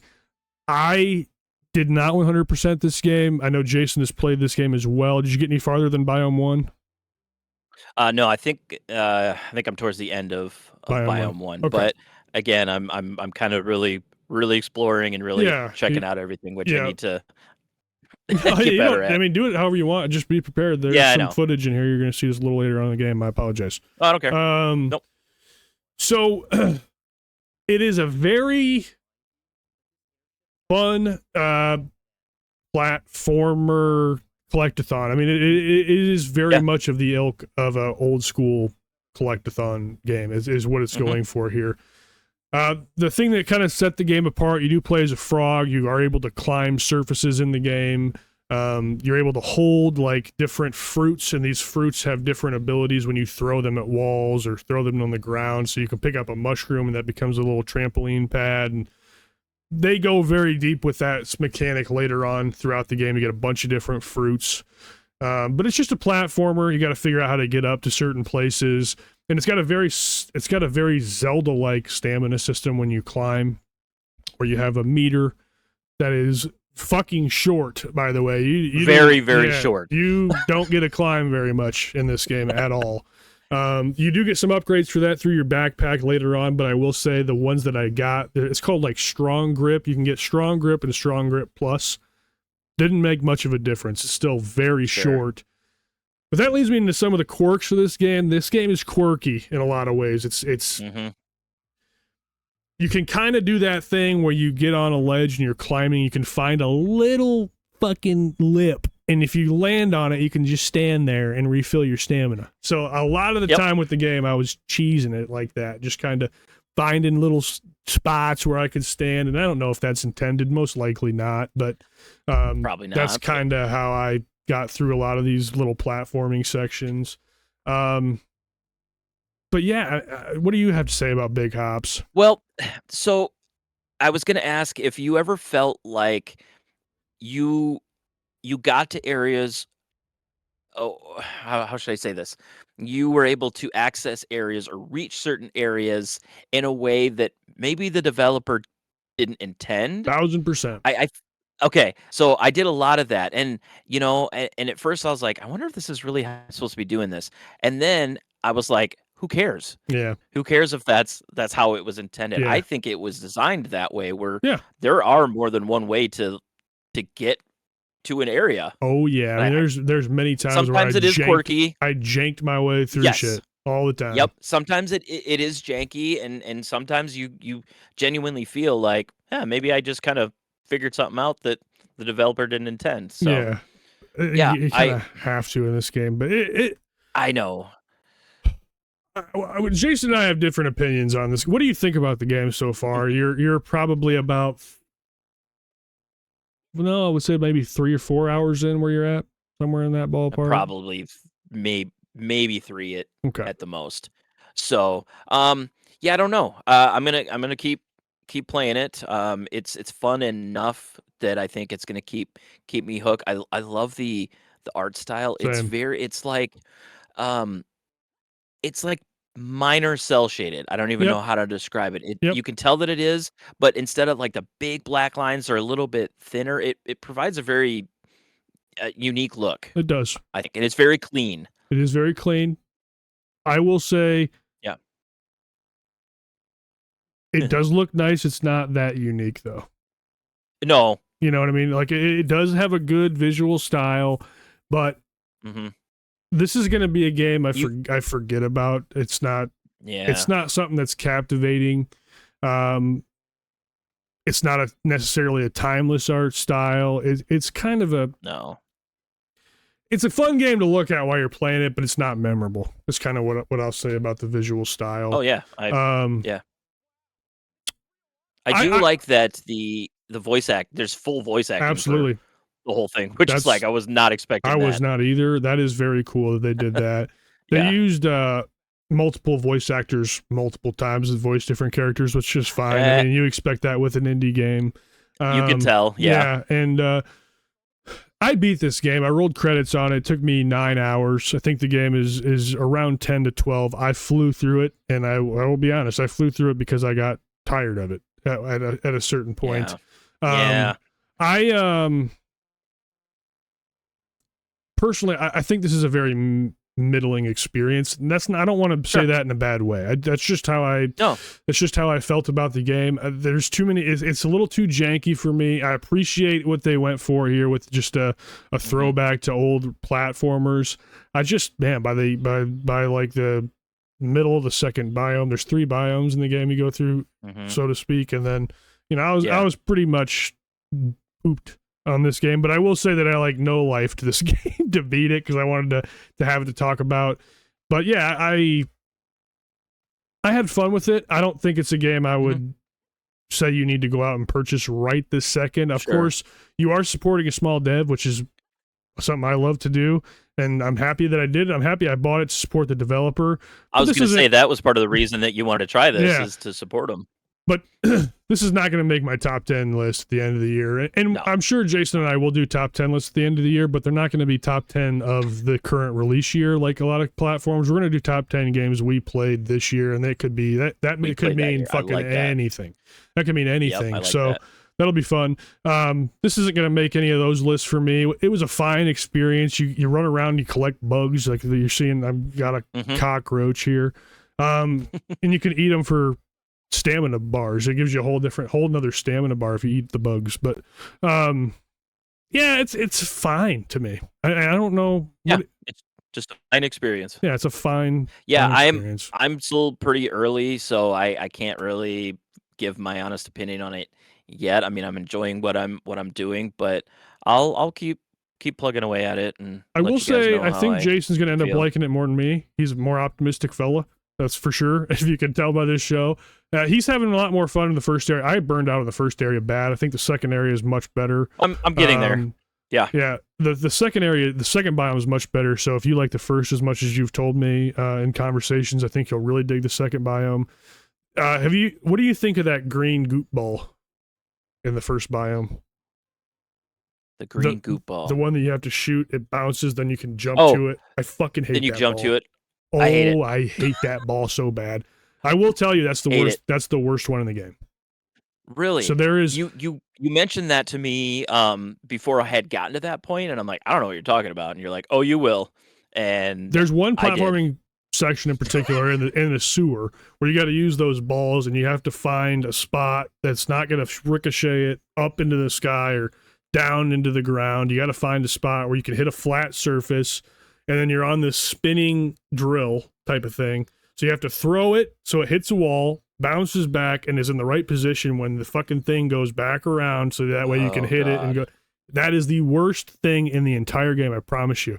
So what I ended up doing, honestly, because like I said, I janked my way through this game. Mm-hmm. I would go to the plant, pick up as much as I could, load my backpack up, go to that spot, throw them all over the fucking place. And I just had like 40 of them flying all over the room until I could finally just combo a couple of them together to get across the platform. Right.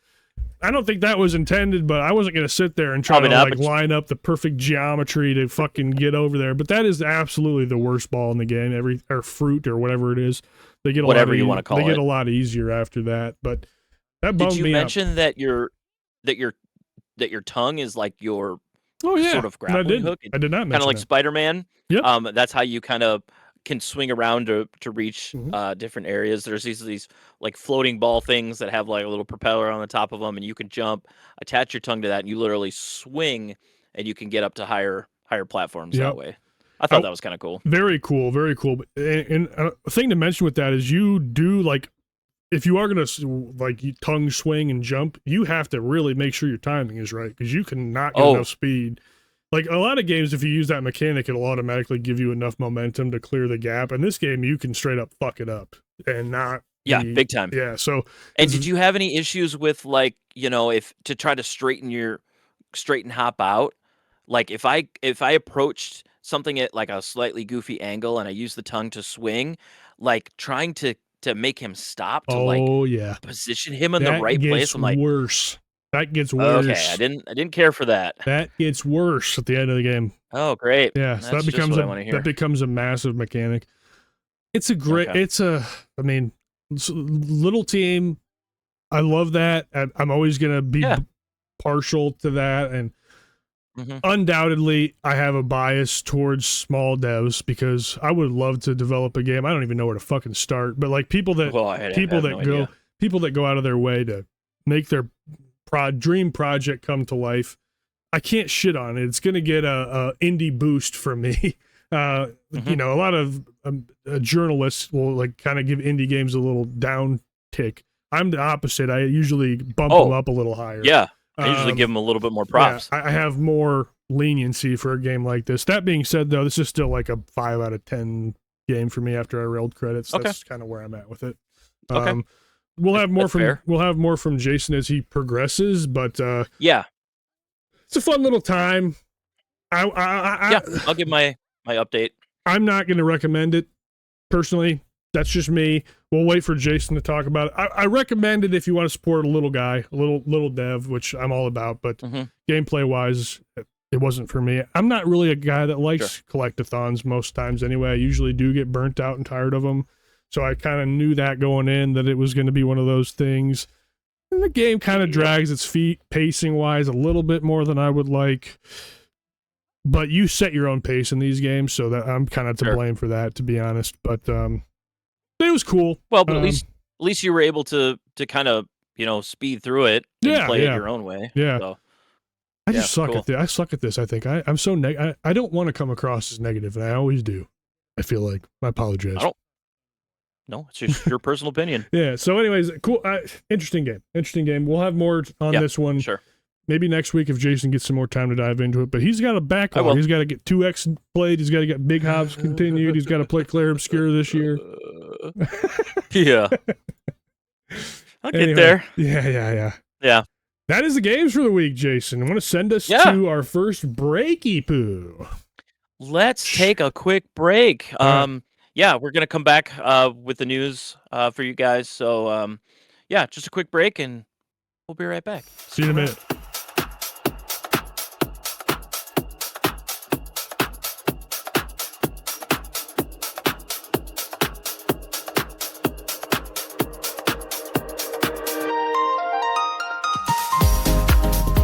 What's up, guys? Welcome back to Spawn Point Podcast, section number 2. We're going to go over the news here. We are on a time schedule crunch, so we're going to try to do this rapidly, kindly. Terrible. How fast we can go. Terrible sentence. Now, we're going to go into this as best as we can. I like but it. Yes, we are two busy men. Jason's got obligations, so we got to get fucking moving. So we're going to jump into I got to be an adult. Yeah, we're jumping into the news. Jason, cover the first topic for us here, my friend. Yes, absolutely. So real quick, I just wanted to touch on Ball Pit's first free update that adds new characters, balls, and more, which is coming out next week. I just want to touch on this real quick because I absolutely loved Ball Pit, played the crap out of it. I still jump into it every once in a while, but I think this this update is definitely going to get me back in. Real quick, it just says it arrives on 6th tomorrow. Yeah. Damn. Yes. Okay. So today, when you guys are listening to this, it will be available. And it adds 2 characters to the ball bouncing town building roguelike. That's a proper way of describing it. Indeed. The Karasuer and the Falconer. So what I've heard, the is that, am I saying that right? I think it's Caruser, but I don't know. Caruser? That's weird. That's a weird word. It's a stupid word. What I've heard that character does is after he throws the balls and they bounce back, they kind of orbit around him and can damage enemies that are close to you. It also protects you from ballistics and things that come in towards your character. So I thought that was kind of cool. And then the Falconer actually has 2 falcons that fire projectiles at enemies as well. I was a little confused on that one. I didn't know if the falcons were the ones that shot the balls, or if you still shoot the ball and the Falconer has just additional, projectiles or balls that it shoots out. So I guess we'll see tomorrow when it comes out. Like I said, it is free to play. I'm sorry, yeah, the not free to play game. The update is free if you already own the game. And then 8 new balls join the roster of all the balls that are already in it. Yeah. Game's awesome. I love Ball Pit too. We'll probably we'll probably both talk on this next week. I'm going to go back for this as DLC as well. So this is definitely one we'll probably touch on next week. Very excited. Ball Pit's a great time. It's a dumb fun. It's a fun little indie game. And we'll talk all about Ball Pit next week. We'll probably cover the whole game because we've never talked about it on the show. But the game is very cool. Check it out if you haven't. Check out the Regal update. I wonder if this comes with a new area. A new pit layer. That it didn't say, but God, I think so. This looks like nothing we've seen in the game, whatever this is. But no, it doesn't. Very cool. I bet it does then. They just didn't mention it. Yeah, very, very cool. I'm very excited for that. I love ball pits. We both do. So we'll cover that next week. Yeah, it's fantastic. Absolutely, my friend. All right, I want to talk about High Guard very quickly. We mentioned this in the January release discussion, and we passed over it. I'm going to be honest. I didn't watch the Game Awards. I haven't. Before the show, I was kind of behind on gaming news. The reason I want to bring this up is High Guard is being made by a lot of devs from Respawn that made Titanfall 2. I know we talked about those games last week. Apex Legends. Yep. We talked about Titanfall and Titanfall 2, especially Titanfall 2. We love Titanfall 2. Respawn's a great developer, no matter what you think about it. Apex, Titanfall was phenomenal. Yeah. High Guard looks really, really cool. I'm not sure what to expect from the game. It kind of almost looks like a first-person MOBA, which I typically... I was just going to say that. Yeah, that's what I got out of it. Like, Smite was a third-person MOBA. I didn't really like it that much because I'm a purist and I like the isometric versions, MOBA stuff. I don't know how this is going to go, but I am interested, and I believe it is free to play. And it's supposed to come out tomorrow. So keep your eyes out for that. Support them, their new studio. It should be one to watch out for. Free to play, I think, from what I heard. Okay, I did watch the trailer. I mean, it looks interesting. I don't know if this is my type of game. It Yeah. reminded me a lot of when the big battle royale like boom was going on. There was a game called Realm Royale. Yep. I don't know if you've ever. Yep. Played that. Okay, it reminded me a lot of that. Yep. Instead of being third person, it was first person. But I'm Yep. I'm watching them jump on their mounts and the horses and running through, and I'm like, God, this reminds me a lot of Realm Royale. So could be a fun game. I don't know if this is going to be my type of thing, but we'll see. Yeah, I'm gonna quickly talk. Yeah, it is gonna be free to play on release. It does come Okay. out tomorrow.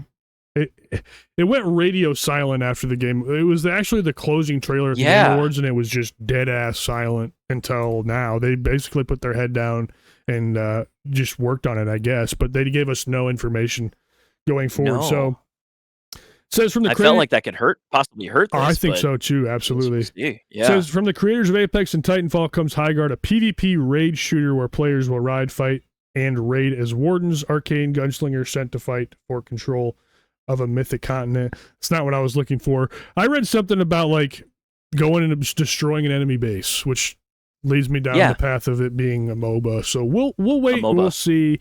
I'm so tired of BRs, extraction shooters. I'm fucking exhausted by that genre personally, but I'll still check this out. We'll report back on Highguard next week. It's supposed to come out tomorrow, so I'll try to get my hands on that at some Perfect. point this week, and we will go from Okay. there. Let's move right on, Jason. Yeah. Okay, so I just have a little bit here on Marathon. After release date woes, Marathon is coming out for real in March. So this one had was it more of an alpha, right? Yep. That initially came out. Okay, so the alpha was out, and people were kind of skeptical from what I A lot of what I problems. gathered. A lot of problems. stolen art, if I remember correctly. I did hear that too. Yes. And the whole reason I found this interesting was, I mean, I was a big Halo guy. I loved Halo, and I kind of held Bungie like up here as like this fantastic developer, which I still think they are. Their gunplay is always just spot on. There's something about firing the weapons in a Bungie game that just feels really good. Mhm. I just feel like Marathon might be a little stretch It is. out of their realm. So yeah, it comes out what Thursday, March 5th. Yep.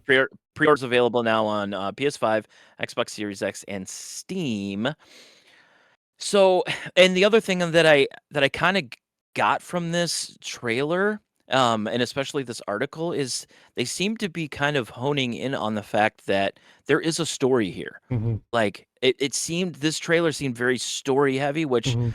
whatever, I'll take that, how you will, but I don't know if that had something to do with the poor reception that the alpha got, that Bungie needed to go in and go, "Hey guys, there is a story here." 100%. 100%.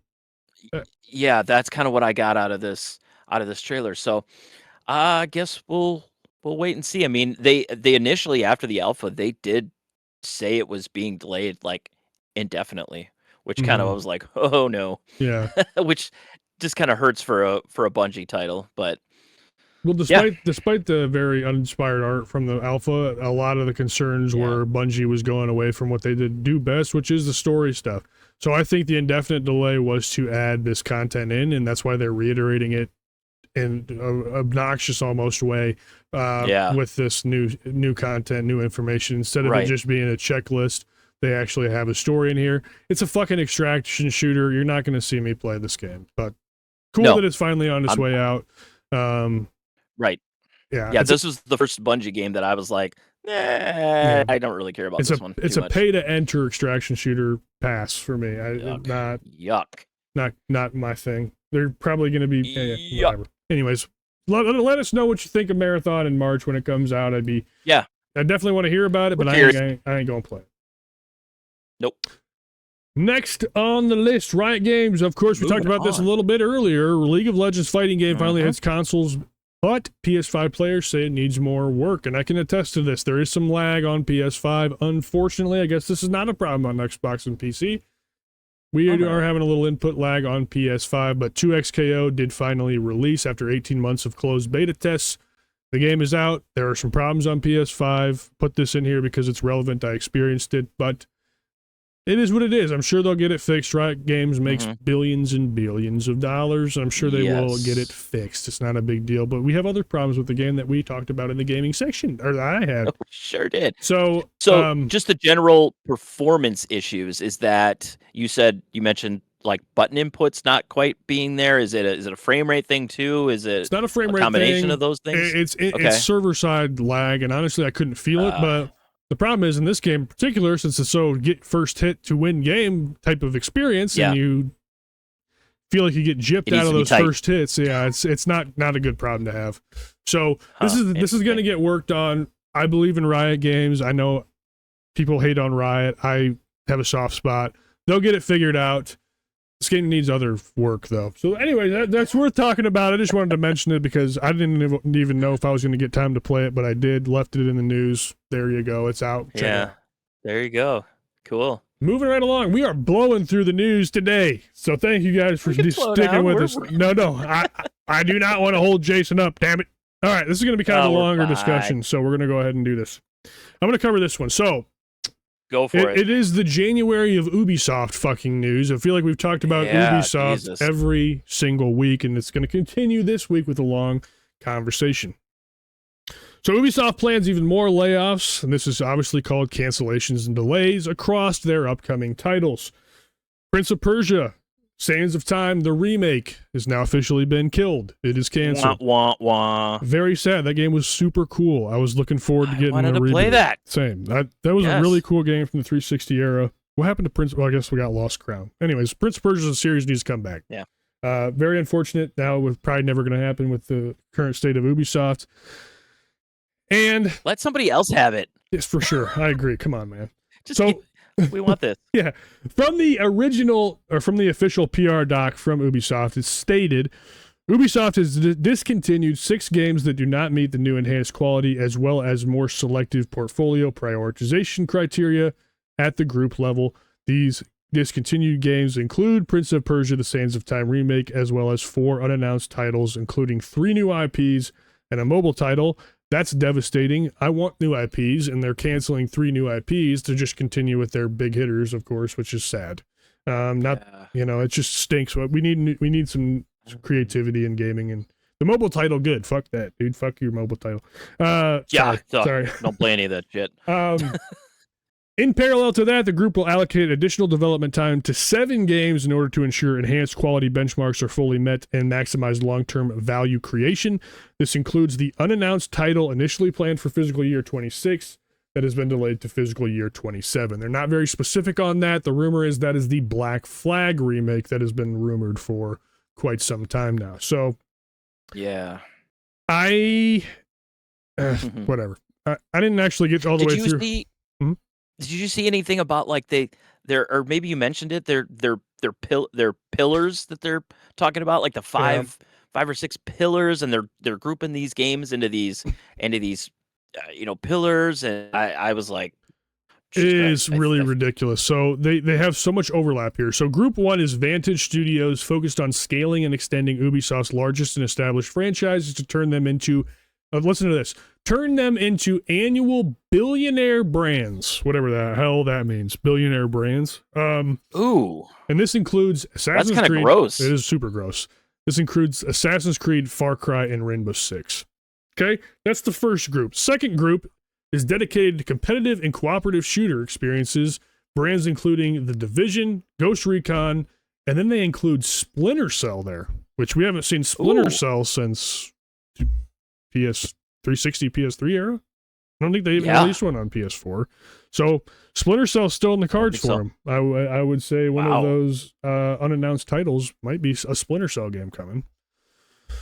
Group 3, designed to operate a roster of select sharp live experiences, brands including For Honor, The Crew, Riders Republic, Brawlhalla, and then they include Skull and Bones in there, which is interesting to say the very least. Have you ever tried that? Nope. It's on PlayStation Plus. Maybe someday, but I haven't really been I have not super interested in it. Check it out. Like Sea of Thieves, but no. I don't know. Anyways. I I got kind of bored with Sea of Thieves. I played it for a good while. Yeah. Group 4, dedicated to immersive fantasy worlds and narrative-driven experiences. Brands include Anno, Might and Magic, Rayman, Prince of Persia. Sorry about you. And the Beyond Good and Evil there, which is wait. What was the title of this tier, or what was the dedicated to this one? immersive fantasy worlds and narrative-driven experiences. And they put Rayman in there. They put Rayman in there, I guess. And they put Beyond Good and Evil that they've said is coming out for the last 10 years, and it's still there. That's insane. Last group is focused on reclaiming position in casual and family-friendly games. Brands include Just Dance, Idle Miner Tycoon, Ketchup, Hungry Shark, Invisible, Guarding the Globe, Uno, and then just Hasbro as a entire group. So this is like their mobile game division. Okay. So that's what they're going to do. Ubisoft, here's what I heard this on Nextlander. I'm just going to say that. Okay. We listen to Nextlander. And I think we do. I think Alex said it. They're restructuring for a sale. Yeah, 1,000%. They're making themselves look pretty to be purchased. Absolutely, they are making themselves sellable, without a question. Yep. Ubisoft has been taking loss after loss after loss after loss after loss. They're trying to get the hell out of it. That's clearly what's happening here. Sad news, but it is what it is. Yeah. What else is there to say? What a weird statement. Yeah. I would love to not have to talk about Ubisoft anymore. I can tell you that. Maybe we should do a no Ubisoft episode next week. Well, Ubisoft takes up all our news. It does. Anyway, because of all that bullshit, shout out to Kotaku for reporting that, by the way. Moving on from there, due to all that shit with the PR news coming out, Ubisoft shares have dropped 33% in value. Over the past 15 years, Ubisoft share has seen a gradual decrease, which is surprising. The peak share price was at $146.91 in 2018. This was the same year that we saw Assassin's Creed Odyssey, Far Cry 5, and The Crew 2 come out. Pretty solid year for them. Was the best year of Ubisoft's life. For sure. Take a guess what the current share value is. From $146.91. It's got to be like 50 or 60, maybe. About $5.94. You got to be kidding me. So, yes, they are in fucking big-ass trouble, and that is after the 33% decrease. So, before the 33% decrease, they were at $6 and some change. Ubisoft's fucked. They're absolutely $5 in the shitter. Yep, $5. Almost $6. They're 6 cents short of $6 per share. Very bad. Shout out Video Game Chronicle for noticing that trend. Lost Crown was very well received. Shadows, not so much. Let's just be honest. Skull and Bones, bad. That's kind of, but for Lost Crown being as well received as it was, it didn't hit their sales numbers though, did it? I mean, it didn't perform like they were hoping. No, which is, I did enjoy that one. I think you can play Lost Crown on subscription services. I think it's on Game Pass and PlayStation Plus right now. I believe it is. Yeah. Yeah. So check that out if you want to. A decent game. Yeah. Real quick on the, not to keep on the Ubisoft. I do understand, and I think it's smart to kind of restructure, whether it's for a sale or not. We kind of assume it's going to be, but even if it wasn't, like, scale this stuff down. Like, oh my God, I didn't realize all the stuff that they were involved in. Like, if you just kind of scaled things down, I think they got too big for their own pants. Well, they were like, they did have some good years, and they were like, let's just keep this going. And I think it got a little too much. I think they went a little too far. Yeah, I mean, there's just, there's I don't know what to say about Ubisoft, dude. I don't either. They make Assassin's Creed Valhalla fucking 400 hours long with a bunch of shit you don't want to do. I don't know. Some people like that stuff. That's too much. I just, it's too bloated for me. I've really not been interested in an Ubisoft release for quite some time, except for the Crew too. Their Crew Motorfest and stuff. I enjoy that. I enjoy Rainbow Six Siege. Here and there, I've played that off and on throughout the years, but I mean, it's just, here's the graph showing 2018 to now, which is Oh, about as bad as it could possibly get for them. So for sure. we'll see. We'll see if this restructuring Okay. does anything, but that's kind of where we're at with Ubisoft. Yes, it is. Move right Yes, along. it is. Okay, so I don't remember if we talked about it on the podcast or if we just talked about this, in person, maybe at work. But Anthem got shut down Mhm. recently. The servers finally went offline, which is a bummer. But a community of people are working to bring Anthem back online mere days after it was taken down for good by EA.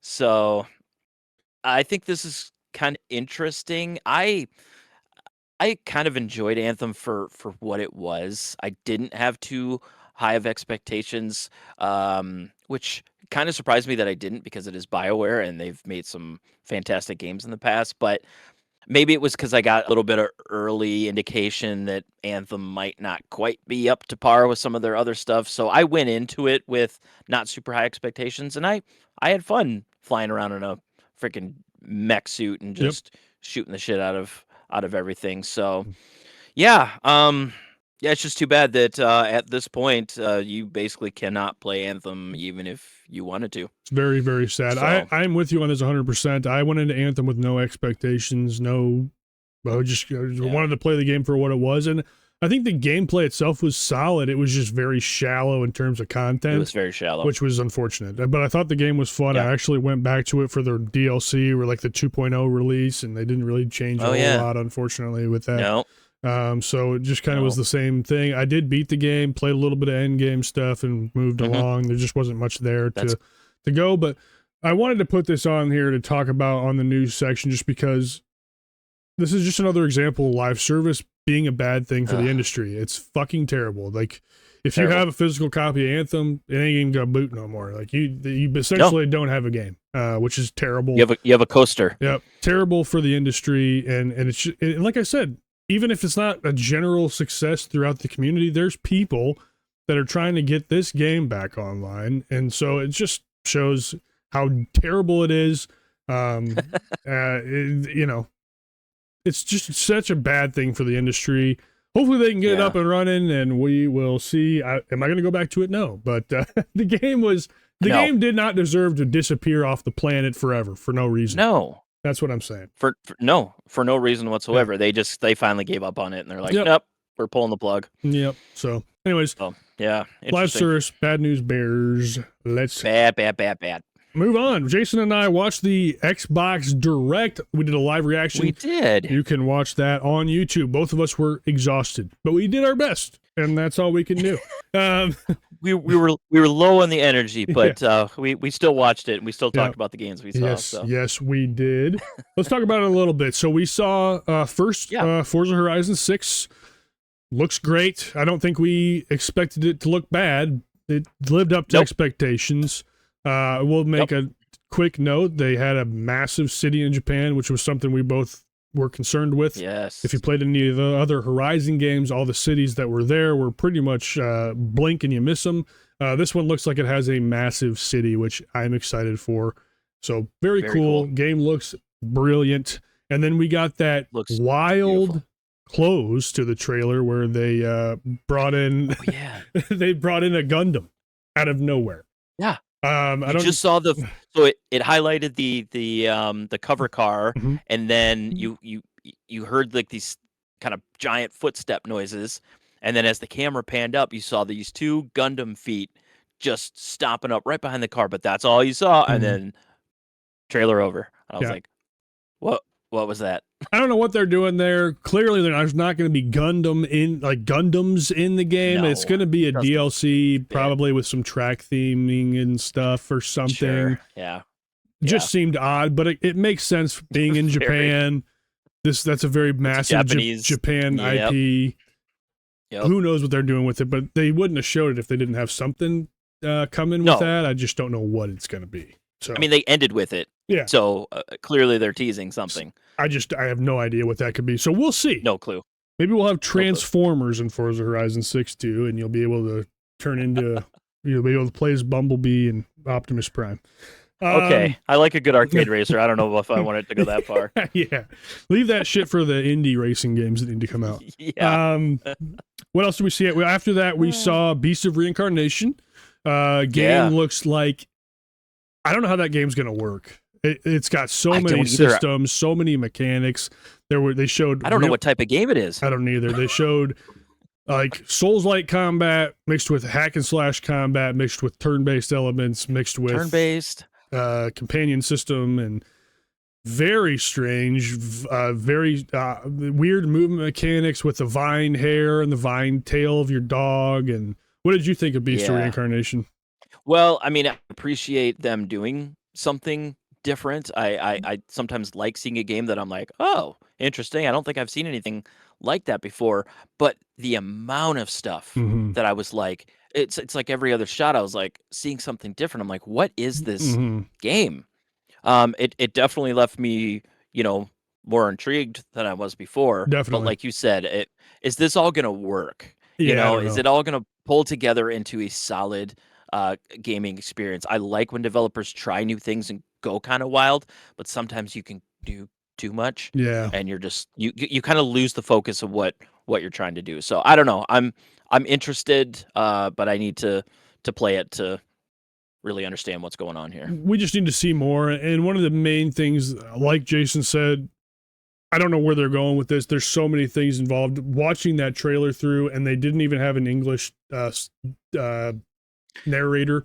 So you're trying to split your focus between what the devs are saying and what's on the screen, and you're getting distracted by both. And it's one I'm going to have to watch over. I haven't had a chance to revisit it, but it was a crazy. You have to watch it at least twice, because one time just watch it, watch the gameplay, and then watch it again and read what they're trying to say. Because there was no voiceover or anything like that. So it was kind of hard to figure it out. So we left with that, being kind of confused at what we are. We said we need to see more from that game, which we will see more from that game. And then we also made it a point to mention, we don't know how this game is being developed, with Game Freak still being prioritizing Pokemon. We got a news topic for that a little bit later on in the show, but that is something that we talked about there as well. Yeah. Third game they showed was a surprise game called Kiln. Jason and I both got mind fucked by that, but what is Kiln, Jason? Kiln is a multiplayer party game where it's kind of broken up into two parts, it looks like. So you've got your pottery wheel. So you basically design a pot, whether it's a vase or a jug or whatever, and then that pot then gets pulled into the multiplayer aspect. There's some sort of like spirit or something that is your character, and he basically fuses with whatever pot that you've created, and it grows legs and arms and stuff, and you go through these almost MOBA style maps almost. Yeah, kind of like MOBA style maps, like we were watching like a capture the flag type thing, where you basically you're trying to put out the other team's fire or kiln. So you're carrying water across, you have to team up. I'm sure there's going to be larger pots where maybe two people have to try to coordinate pulling that across the map, dumping it into the fire of the opposing teams, and putting out their fire to win the match is kind of what I gathered from what I saw. It was a wild thing. It's Double Fine developed. Double Fine does goofy shit. This was goofy. Goofy, weird stuff. Yeah, and it absolutely, we were watching it. We ended up talking over Forza Horizon 6. We talked over Beast of Reincarnation. We got to Killing, and we fucking shut up, and we're just like, what the fuck are we watching? I zoned out, and I'm like, what am I looking at? So it was an interesting thing, to say the least. It was a weird placement for the Direct, because it just, my brain got massacred during that. And then it looks cool. It's not a game that we're probably going to cover, to be honest, but it looked interesting, and it's Double Fine doing Double Fine things. So there you go. Yes, it sure is. Last thing they talked about, and they showed somebody. Last thing they showed, of course, was Fable. We got some gameplay. We got a long deep dive. Dude. Fable looks incredible. Looks amazing. Yep. That's coming out this year still. There was a lot of concern with Playground handling Fable because they've only done the Horizon series, but the combat from that deep dive looked great, which was my biggest concern. Looked fantastic. They covered 1,000 individual characters, all individually voice acted with names and jobs, and it was a crazy trailer. They're doing a lot with that game. If it comes out this year, that's going to be a Game of the Year contender without a question, in my opinion. So yeah, after seeing that one kind of moved up towards the top of my most anticipated for me too list. 100%, and that ties us into the next thing I want to talk about with the Direct. 3 of the 4 games are immediately launching on PS5. They did not say it was a delayed, staggered release. They said coming out in this time, spring, autumn, whatever it may be, on PC, Xbox, PS5, right off the get-go. So that might be saying something about Xbox's future. They might just be going that route of it's time for console exclusives to be over and we need to make all the money we can because we're in trouble type of problem situation. Everything's an Xbox, including your PlayStation. Buy our games, please. I was literally just going to say that. Like, everything's an Xbox, including every other console out there. Yeah, so we'll see what that means, but it was something that definitely took me off guard to see Beast of Reincarnation instantly going on PS5 in the spring, I think they said, and Fable spring is, for that. Yep. Fable is autumn, instantly on PS5. Fall. They did not say staggered release, but if you have an Xbox, these are all going to be straight to Game Pass, so that's something to look forward to. We got some more stuff to talk about with those games in just a second. The first thing here that I do want to mention, unrelated to the Direct, is that Xbox stated they will not announce future games until they're closer to launch. They are learning a lesson from games like Contraband and Perfect Dark, where they announced them too early, and they ended up canceling them, shitting on people's expectations. I know a lot of people were looking forward to Perfect Dark, and that got shit on. So my key takeaway from the article, after reading through it here, reported by GameSpot, Windows Central executive editor Jez Corden posted a story on Fable's reveal on January 22nd, revealing that he's heard of the days Microsoft unveiling a game way before it comes out are absolutely over. He was told by whom, he doesn't specify. We probably won't see games like Contraband or Perfect Dark announced until their release dates are actually close. That way Microsoft can avoid disappointing fans should projects not go as planned. So, good stuff. I appreciate that. I would much rather have them be sure that they're going to release something and then announce it than just give us false expectations. Right. And my quick takeaway from this is, well, first of all, I love it. I wish every company, every developer, every platform did something similar. What's to worry about a game that you don't even know exists yet? Exactly. Instead of them announcing it and then, hey, by the way, it's out in a month. Dude, that's freaking awesome. If we had started this podcast like 5 or 10 years earlier, I was in a different place then. I looked forward to the stuff that was coming out, a year, 2 years in advance. I've kind of gotten away from that, and if I see like an article or a news story about they're working on this next thing and it's coming out in 2 years, typically I ignore it. I will care about that when it's closer to release. I don't know about something that's coming out in 2 years. Let me know about it when it's out in a month. If I didn't know it existed and I find out and it's coming out soon, great. That gets me more excited. This is something we've displayed by talking about Division 3. That's not till 2028, and I'm hesitant even covering that news because of everything going on with the Division. So we're both on the same page with this. I did the exact same thing because at that time you could believe that was actually going to happen. But in this day and age, with how volatile, especially the AAA industry is, you can't guarantee anything until it's within a few months of release. That's just how the industry is right now. Almost until you get your hands on it. Yeah. And I remember being super excited for, you remember Scalebound Platinum Games Xbox? Oh, yeah. I could not wait, and that shit got shit on. And I was very sad. So anyways, I think this is good news. There's nothing wrong with this news at all. Everybody should learn from this. Clearly Xbox is, and they have been a constant issue with this happening. So Very good Yeah. news. Very happy to hear that. Hopefully, Jez is Yeah. telling us the truth. Let's go ahead and move right along Sure. from there. Yeah, so tying kind of into that, the first game in that presentation was Forza Horizon 6, and they did show that the Forza Horizon 6 Premium Edition is $60 above the retail price. And what that means is the Premium Edition price is $119.99, while the base edition will launch at $69.99. That is crazy. You're fucking you're out. You are way beyond consumers' budgets at that point. That is fucking crazy. What do you get for that? You get 4 days early access. What else? 4 days early access. Probably get some wheel spins.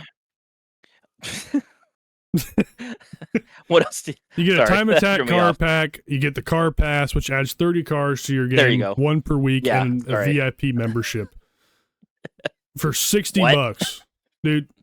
For 60 extra bucks. Excuse me. Yeah, for $119.99. What are we doing here? What? Listen, I am all on board. Controversial opinion with games going up to $70 for new releases. Games have been $60 since the NES way back in the day. $120 for a new game, though, is way outpricing your consumer base. It's insane. I mean, I get that they understand that this franchise is huge, but this feels like a gouge. Big time. Like big time gouge. So, I mean, I thought it was a gouge at 80 or 90 to get 4 days early access, and now it's going all the way up to $119.99. Well, and like you had mentioned, this early release stuff, for some games, sure, it makes a little bit more sense or is a little bit more worth it. Having a game like a Horizon, a racing game, early, cool, that's fine. But shooters, that sucks. Yeah, like Battlefield, you're getting grinding out already. You're unlocking weapons to get an advantage over the people that just wanted to pay the full price, the real full price, and they have a late start. That stinks. Yeah, it's not really that big of a deal in this game. You're not. No. Yes, you can do online races in Horizon. I don't think that's the selling point. It's just the everything else with Horizon. The open world, the unlocking safe houses, which we can talk about that. They showed in the trailer do you remember the safe house they showed that had like 50 factories around it, and that. What the fuck are they doing? What is all that shit? Yeah, we're gonna have to wait and see. It looked like a full-on factory. Yeah. I'm like, what are they doing? Are you making your own cars in this game? I don't know what the hell's going on. But fucking absurd. That's far too pricey. There's no doubt about it. Too much. It'll still sell like crazy, and guess what? That's going to happen with every game going forward.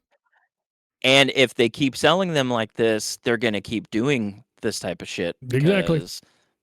People do buy it. Exactly. Stop doing that. Yes, please. We aren't going to make a dent in that conversation. We need to get away from this. Yeah. No, we're not going to. No, nothing's going to happen. Nope. So there's Forza Horizon 6 news. Do what you will with your money. I certainly will not be buying the big boy edition of that game. Nope. Moving on from there, as we continue to talk about Xbox with the direct news, a lot of stuff came out from that. Beast of Reincarnation's team is relatively small with many external developers. Now, I put this in here because this explains why they are able to continue to rip out Pokemon games and make this project. They have a large group of partner companies they are working with to develop this game. It says around 30 companies worked with them on Pokemon Legends ZA.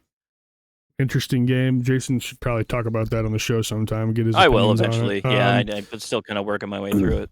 But same deal with this. A lot of outside help for this game. I just thought that was worth noting because that was a question that we immediately talked about after watching the trailers. You brought that up. Is how are they doing this? And that makes sense as to why.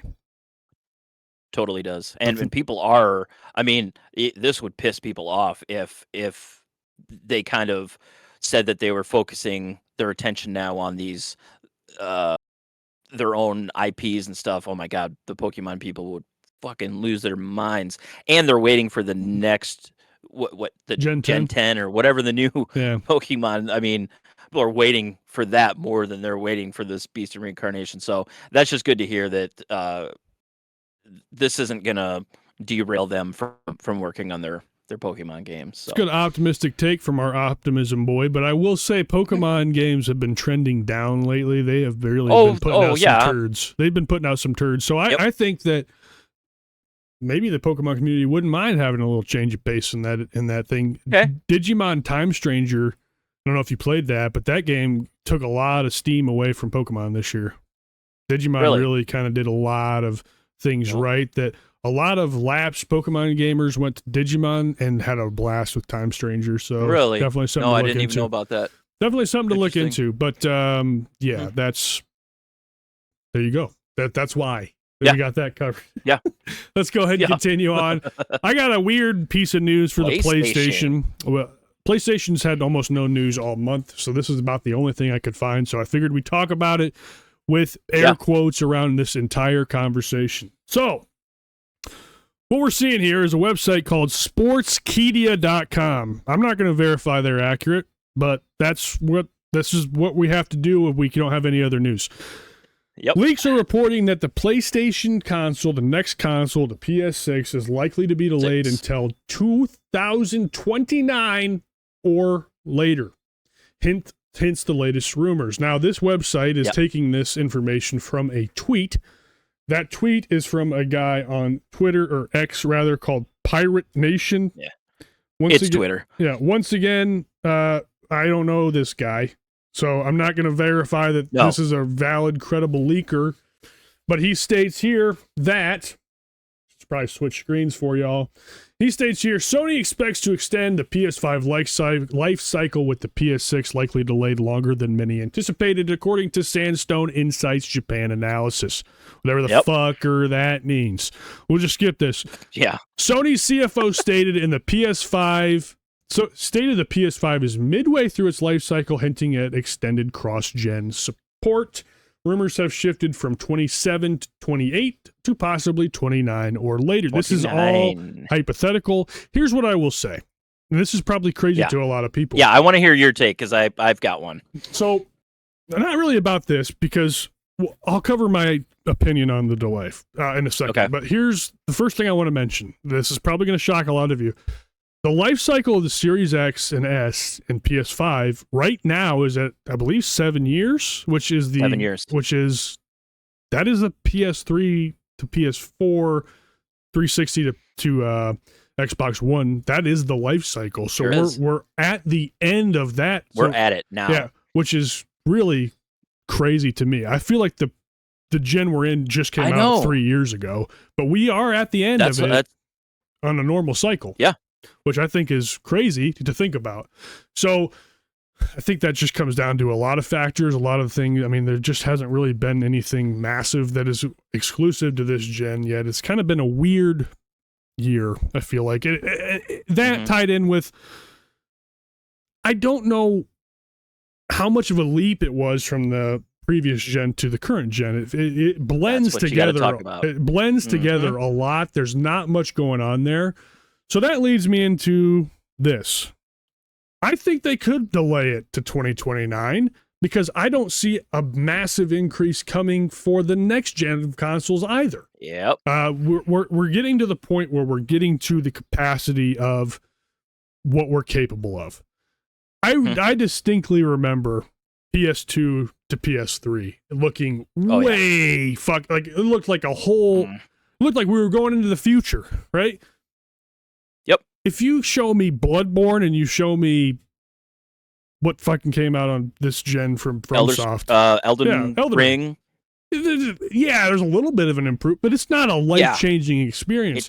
It's not the jump that we've seen in the past. Not even close. Not even close. So we're getting to that point where it's like, boy, we're really reaching critical mass here, and there's just not much more we can do. So for me personally, totally fine with them delaying consoles as long as they need to, especially if we can keep delaying it to get out of this crazy tech world that we're in right now, start to get the pricing back down to a normal state, because people are not buying a console for $1,000. I'm sorry, it's not happening. It is not going to happen. No.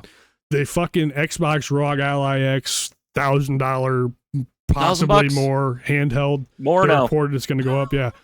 There's no chance that thing is going to sell much, I don't think. I mean, it probably will sell, but we're outpricing the consumer here. So expensive. Delay it as long as you want. I'm happy with my PS5. That's my take. What's your take on this? Okay, that well, you said most of what. Well, I was going to ask you first, like, how do you feel about this? You've already answered that. I am totally fine with this. It does come down a lot to what you see from generation to generation, and it's getting smaller. From what graphically a system can do. I mean, look at Forza Horizon 6. I mean, how much more realistic can you make a game? Sure, they're going to add tweak stuff here and there, but you just don't see the leap that you've seen in past generations. I remember I worked at GameStop back 20 years ago or whatever, and I remember we got the 360 in as a display unit, and we put in a Ghost Recon. Fuck, what one was that? Future Soldiers. I don't even remember. But I remember. That was a good game. Yeah, that was a great game. I remember seeing that for the first time and going, "Holy shit! This is what this can do now." That was my first oh my god, this new generation is really gonna push this, and that's awesome. And I do kind of hope that can continue. But we're getting to that point now where it's like things are just they look so freaking good already. It's gonna kind of taper off on what we see these new systems able to do. So push this out to 2029. Push this out to 2030. I really don't care. We still got life in these systems. Absolutely. My big whoa shit moment was MotorStorm. I remember when I saw the original MotorStorm on a display, I shit myself. I was like, holy fuck, that looks crazy. And then I played MotorStorm last year. It looks like fucking shit now. But it was a fucking massive change. But yeah, like you said, I mean, you know what's crazy? You have Forza Horizon 6, which is getting better lighting, sure. But it's a moderately minimal graphical minor right. But it still takes just as long to make that game as it did to make a PS2. Like, it's the same production time as a PS2 racer to MotorStorm was. Like, that massive graphical leap, that's not happening anymore. It takes the same amount of time to produce a new game that looks exactly the same because there's so much that goes into it. So it's just, plus there's nowhere. We got to be goddamn close to the ceiling. And you know what's also crazy about this? What's also really crazy about that? I remember playing PS3. I was like, I couldn't wait for Madden to look more realistic. I couldn't wait for the sports games to look better. And now it's like, give me a fucking art style. I'm tired of the realism shit. Like, give me a indie with a wild aesthetic. Like, take me back to that because I've seen enough realism.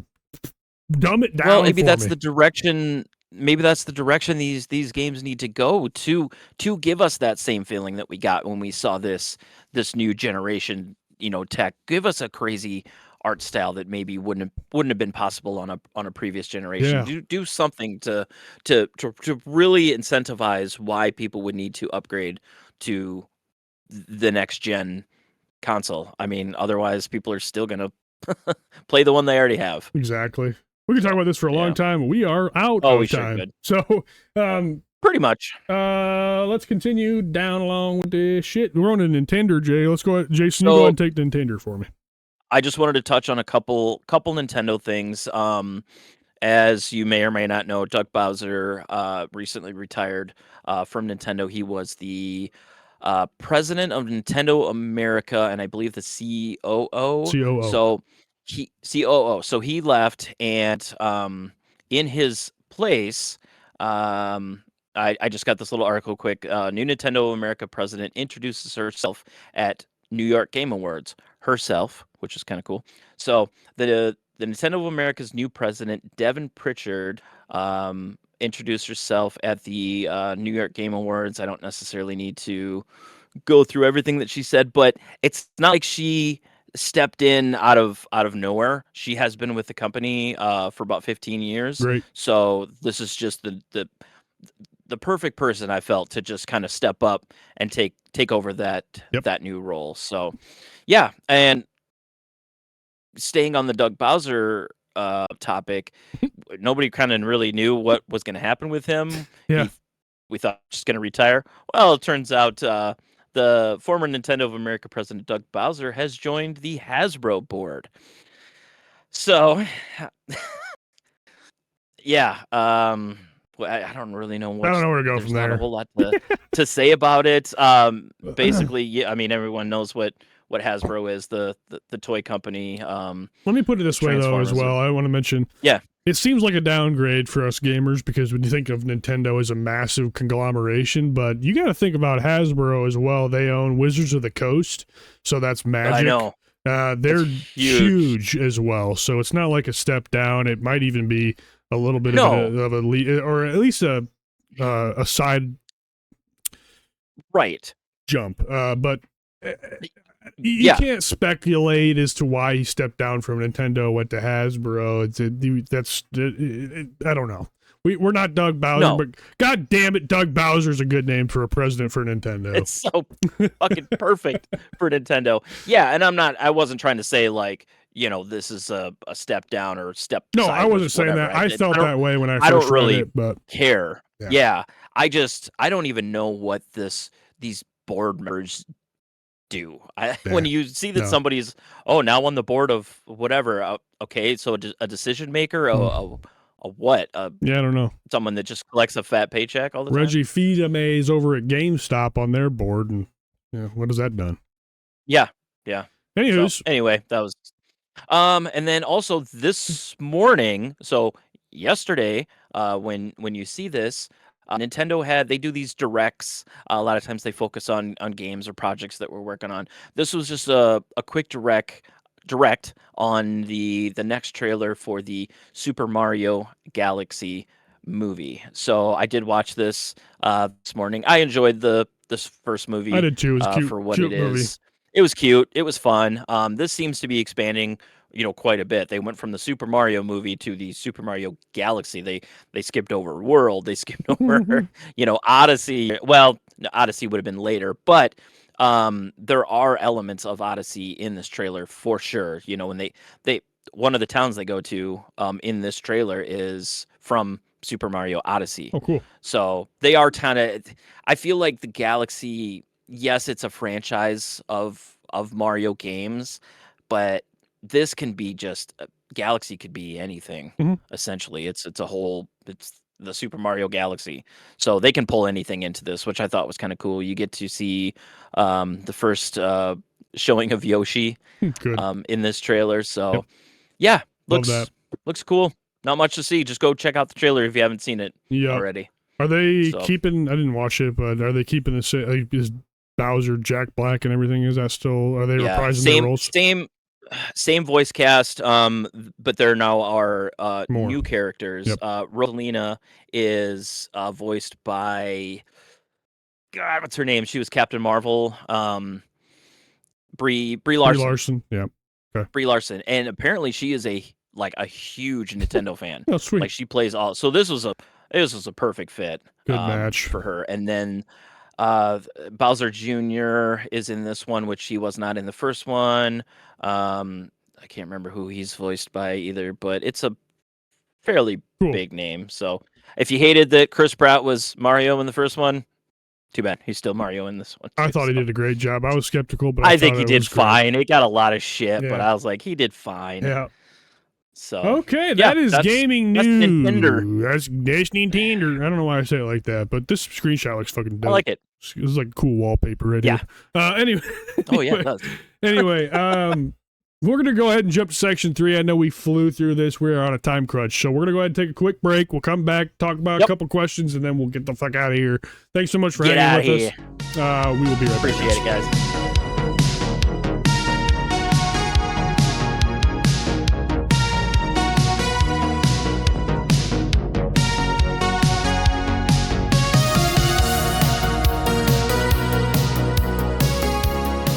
Welcome back, guys. Section 3. We had some community comments. Shout out Sal's Bones, man. I appreciate you leaving all those comments on there. For sure. I responded to you directly in those. That we didn't think it was really worth covering. No offense, we covered it. Basically, to summarize it, He wanted to know. He had asked a question on the Fallout Anniversary game running on a Switch. Clarified that it's going to run on Switch 2, so it's got more power. It'll be able to run it.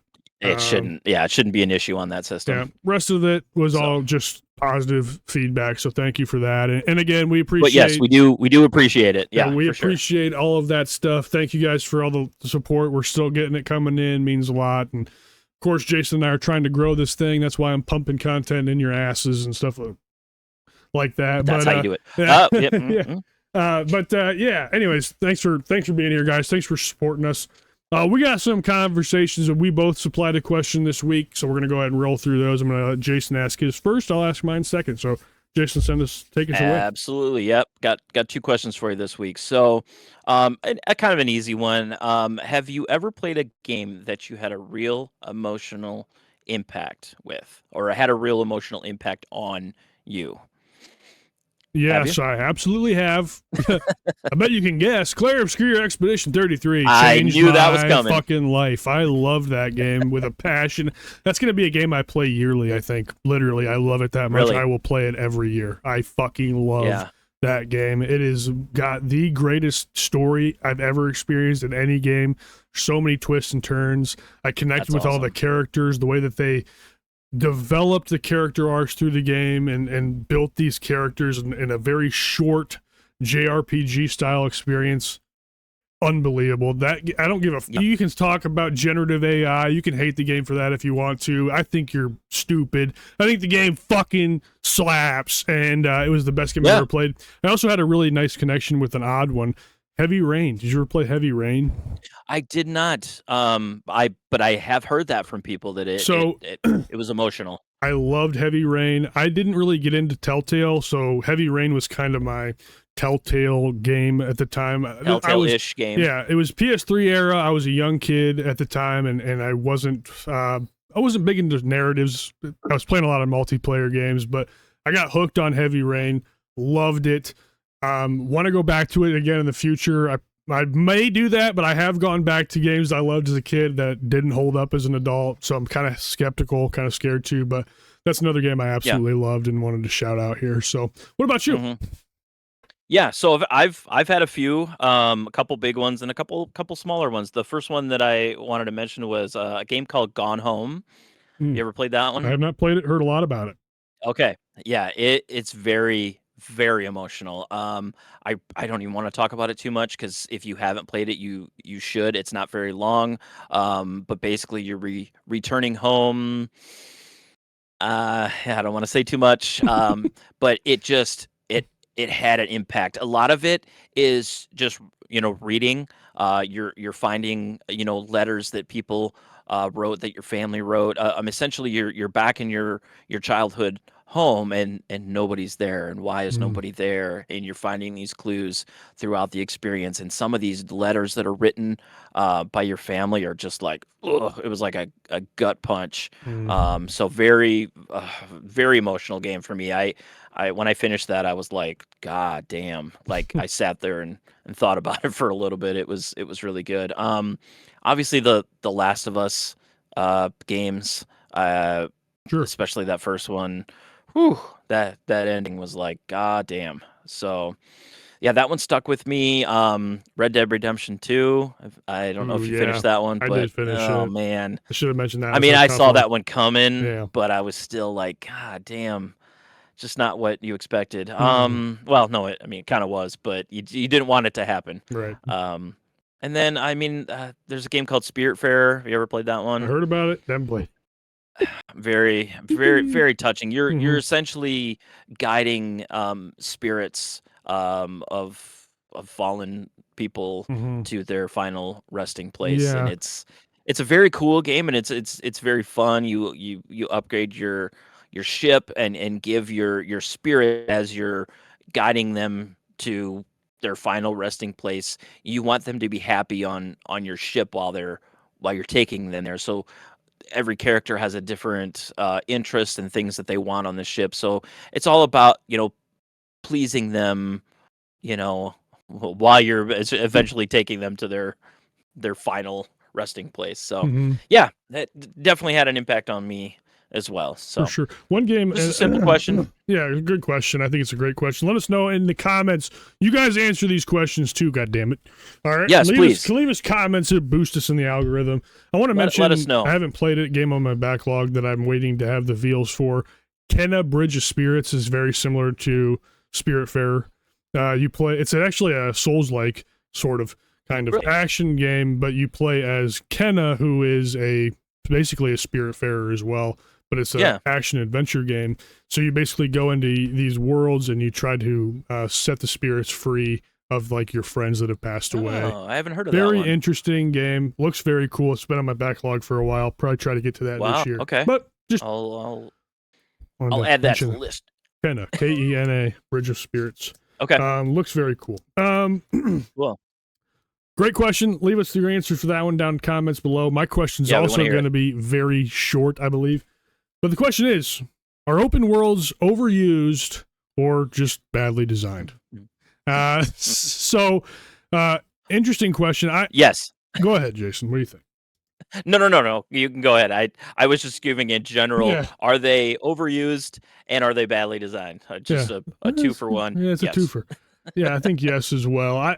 I'm tired of open. I love a good linear story. I really do.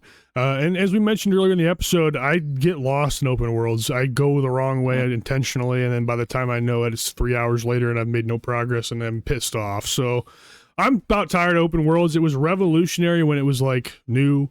Every game became an open world, and it just kind of ruined the whole vibe for me. So I'm tired of them. Oversaturated. I'm tired of them. I'm fucking tired of them as shit. Unless it's done very well. Like I love that. Right, and like, that's Rockstar kills open worlds. Forza Horizon kills open worlds, but there's some that just don't need to be open world. Simple as that. No, it is overused, and that is a good point. And I am kind of a sucker for a good open world still. Maybe not as much as I was when they first were like the new hot thing. I was like, oh my god! I felt as a gamer like I really had choices in an open world game. I could go wherever I wanted to. I could look at something and go, I'm just gonna go over there and check it out. I love the exploring part of it. But they did kind of start to get overused. And then there's been open world games that, like Cameron said, they don't need to be. Yeah. They're kind of pointless. We talked about Avowed last week. Avowed is a very compact open world. It's not the hugest map. You really can kind of get from point A to point B relatively quickly, which is awesome. But then there are games like Red Dead and stuff that it doesn't have to be just littered with stuff to do. Some of the experience of a good open world game is just setting off and seeing what you can find. I mean, I talked about Breath of the Wild and Tears of the Kingdom, two of my all-time. Tears of the Kingdom, I think, is my favorite game of all time. Huge. I don't know. Huge open world. It doesn't always have to be huge, but that game is packed with a lot of stuff with an engaging but pretty massive open world. I loved exploring in that game, but I just get serious choice paralysis in open world. Like, can't. It happens to me bad, and it's things. Yep. No, I get it. Yep. I would love more linear games, but that's just a quick question there. But that about wraps it for the show. Thank you guys for joining us. We blew through the news, but it's going to be that way from time to time. We still had a very substantial episode. I'm not really concerned about it. Of course. But, no. We just went through it fast. Yeah. We covered a lot, just quickly. Yeah. We will be back next week. Do you have anything that you want to tease for next week? I don't.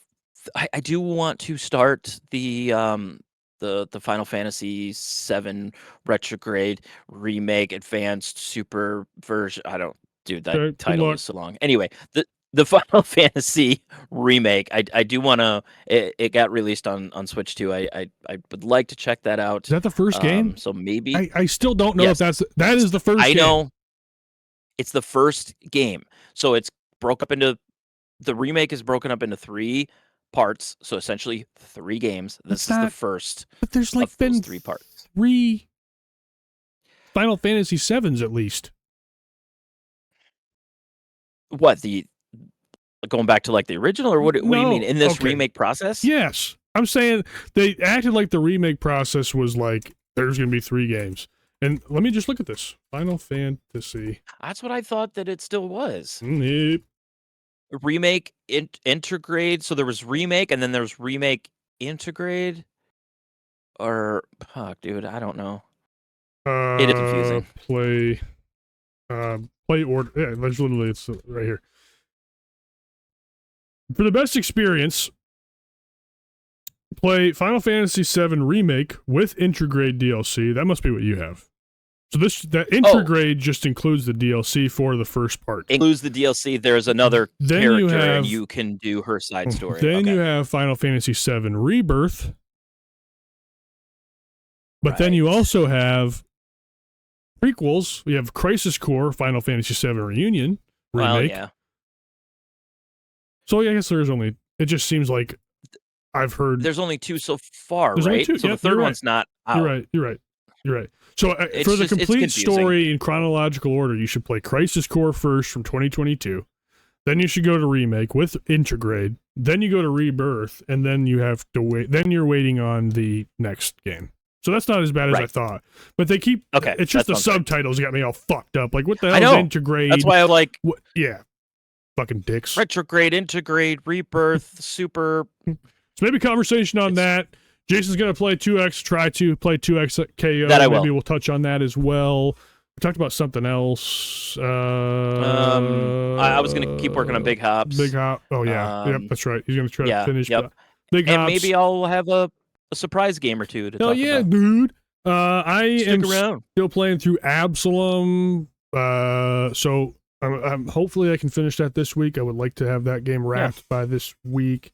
And then I started Inertial Drift in anticipation for Screamer in March. So I'll talk about Inertial Drift next week as well.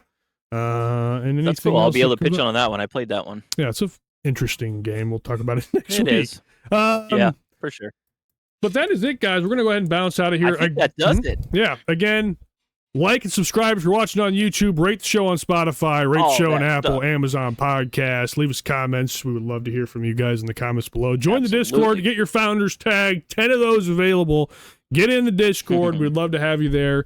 Other than that, Jason, thanks so much again for joining me for another wonderful, expedited episode. Always for episode number 3. We will be back next week to talk more video games with you guys. Yep. Until then, play more video games. Love video games. Don't forget to comment about something Spawn Point related. We want to hear about what you're playing. And we will see you guys next week. Thanks for watching. All right. Thanks, guys.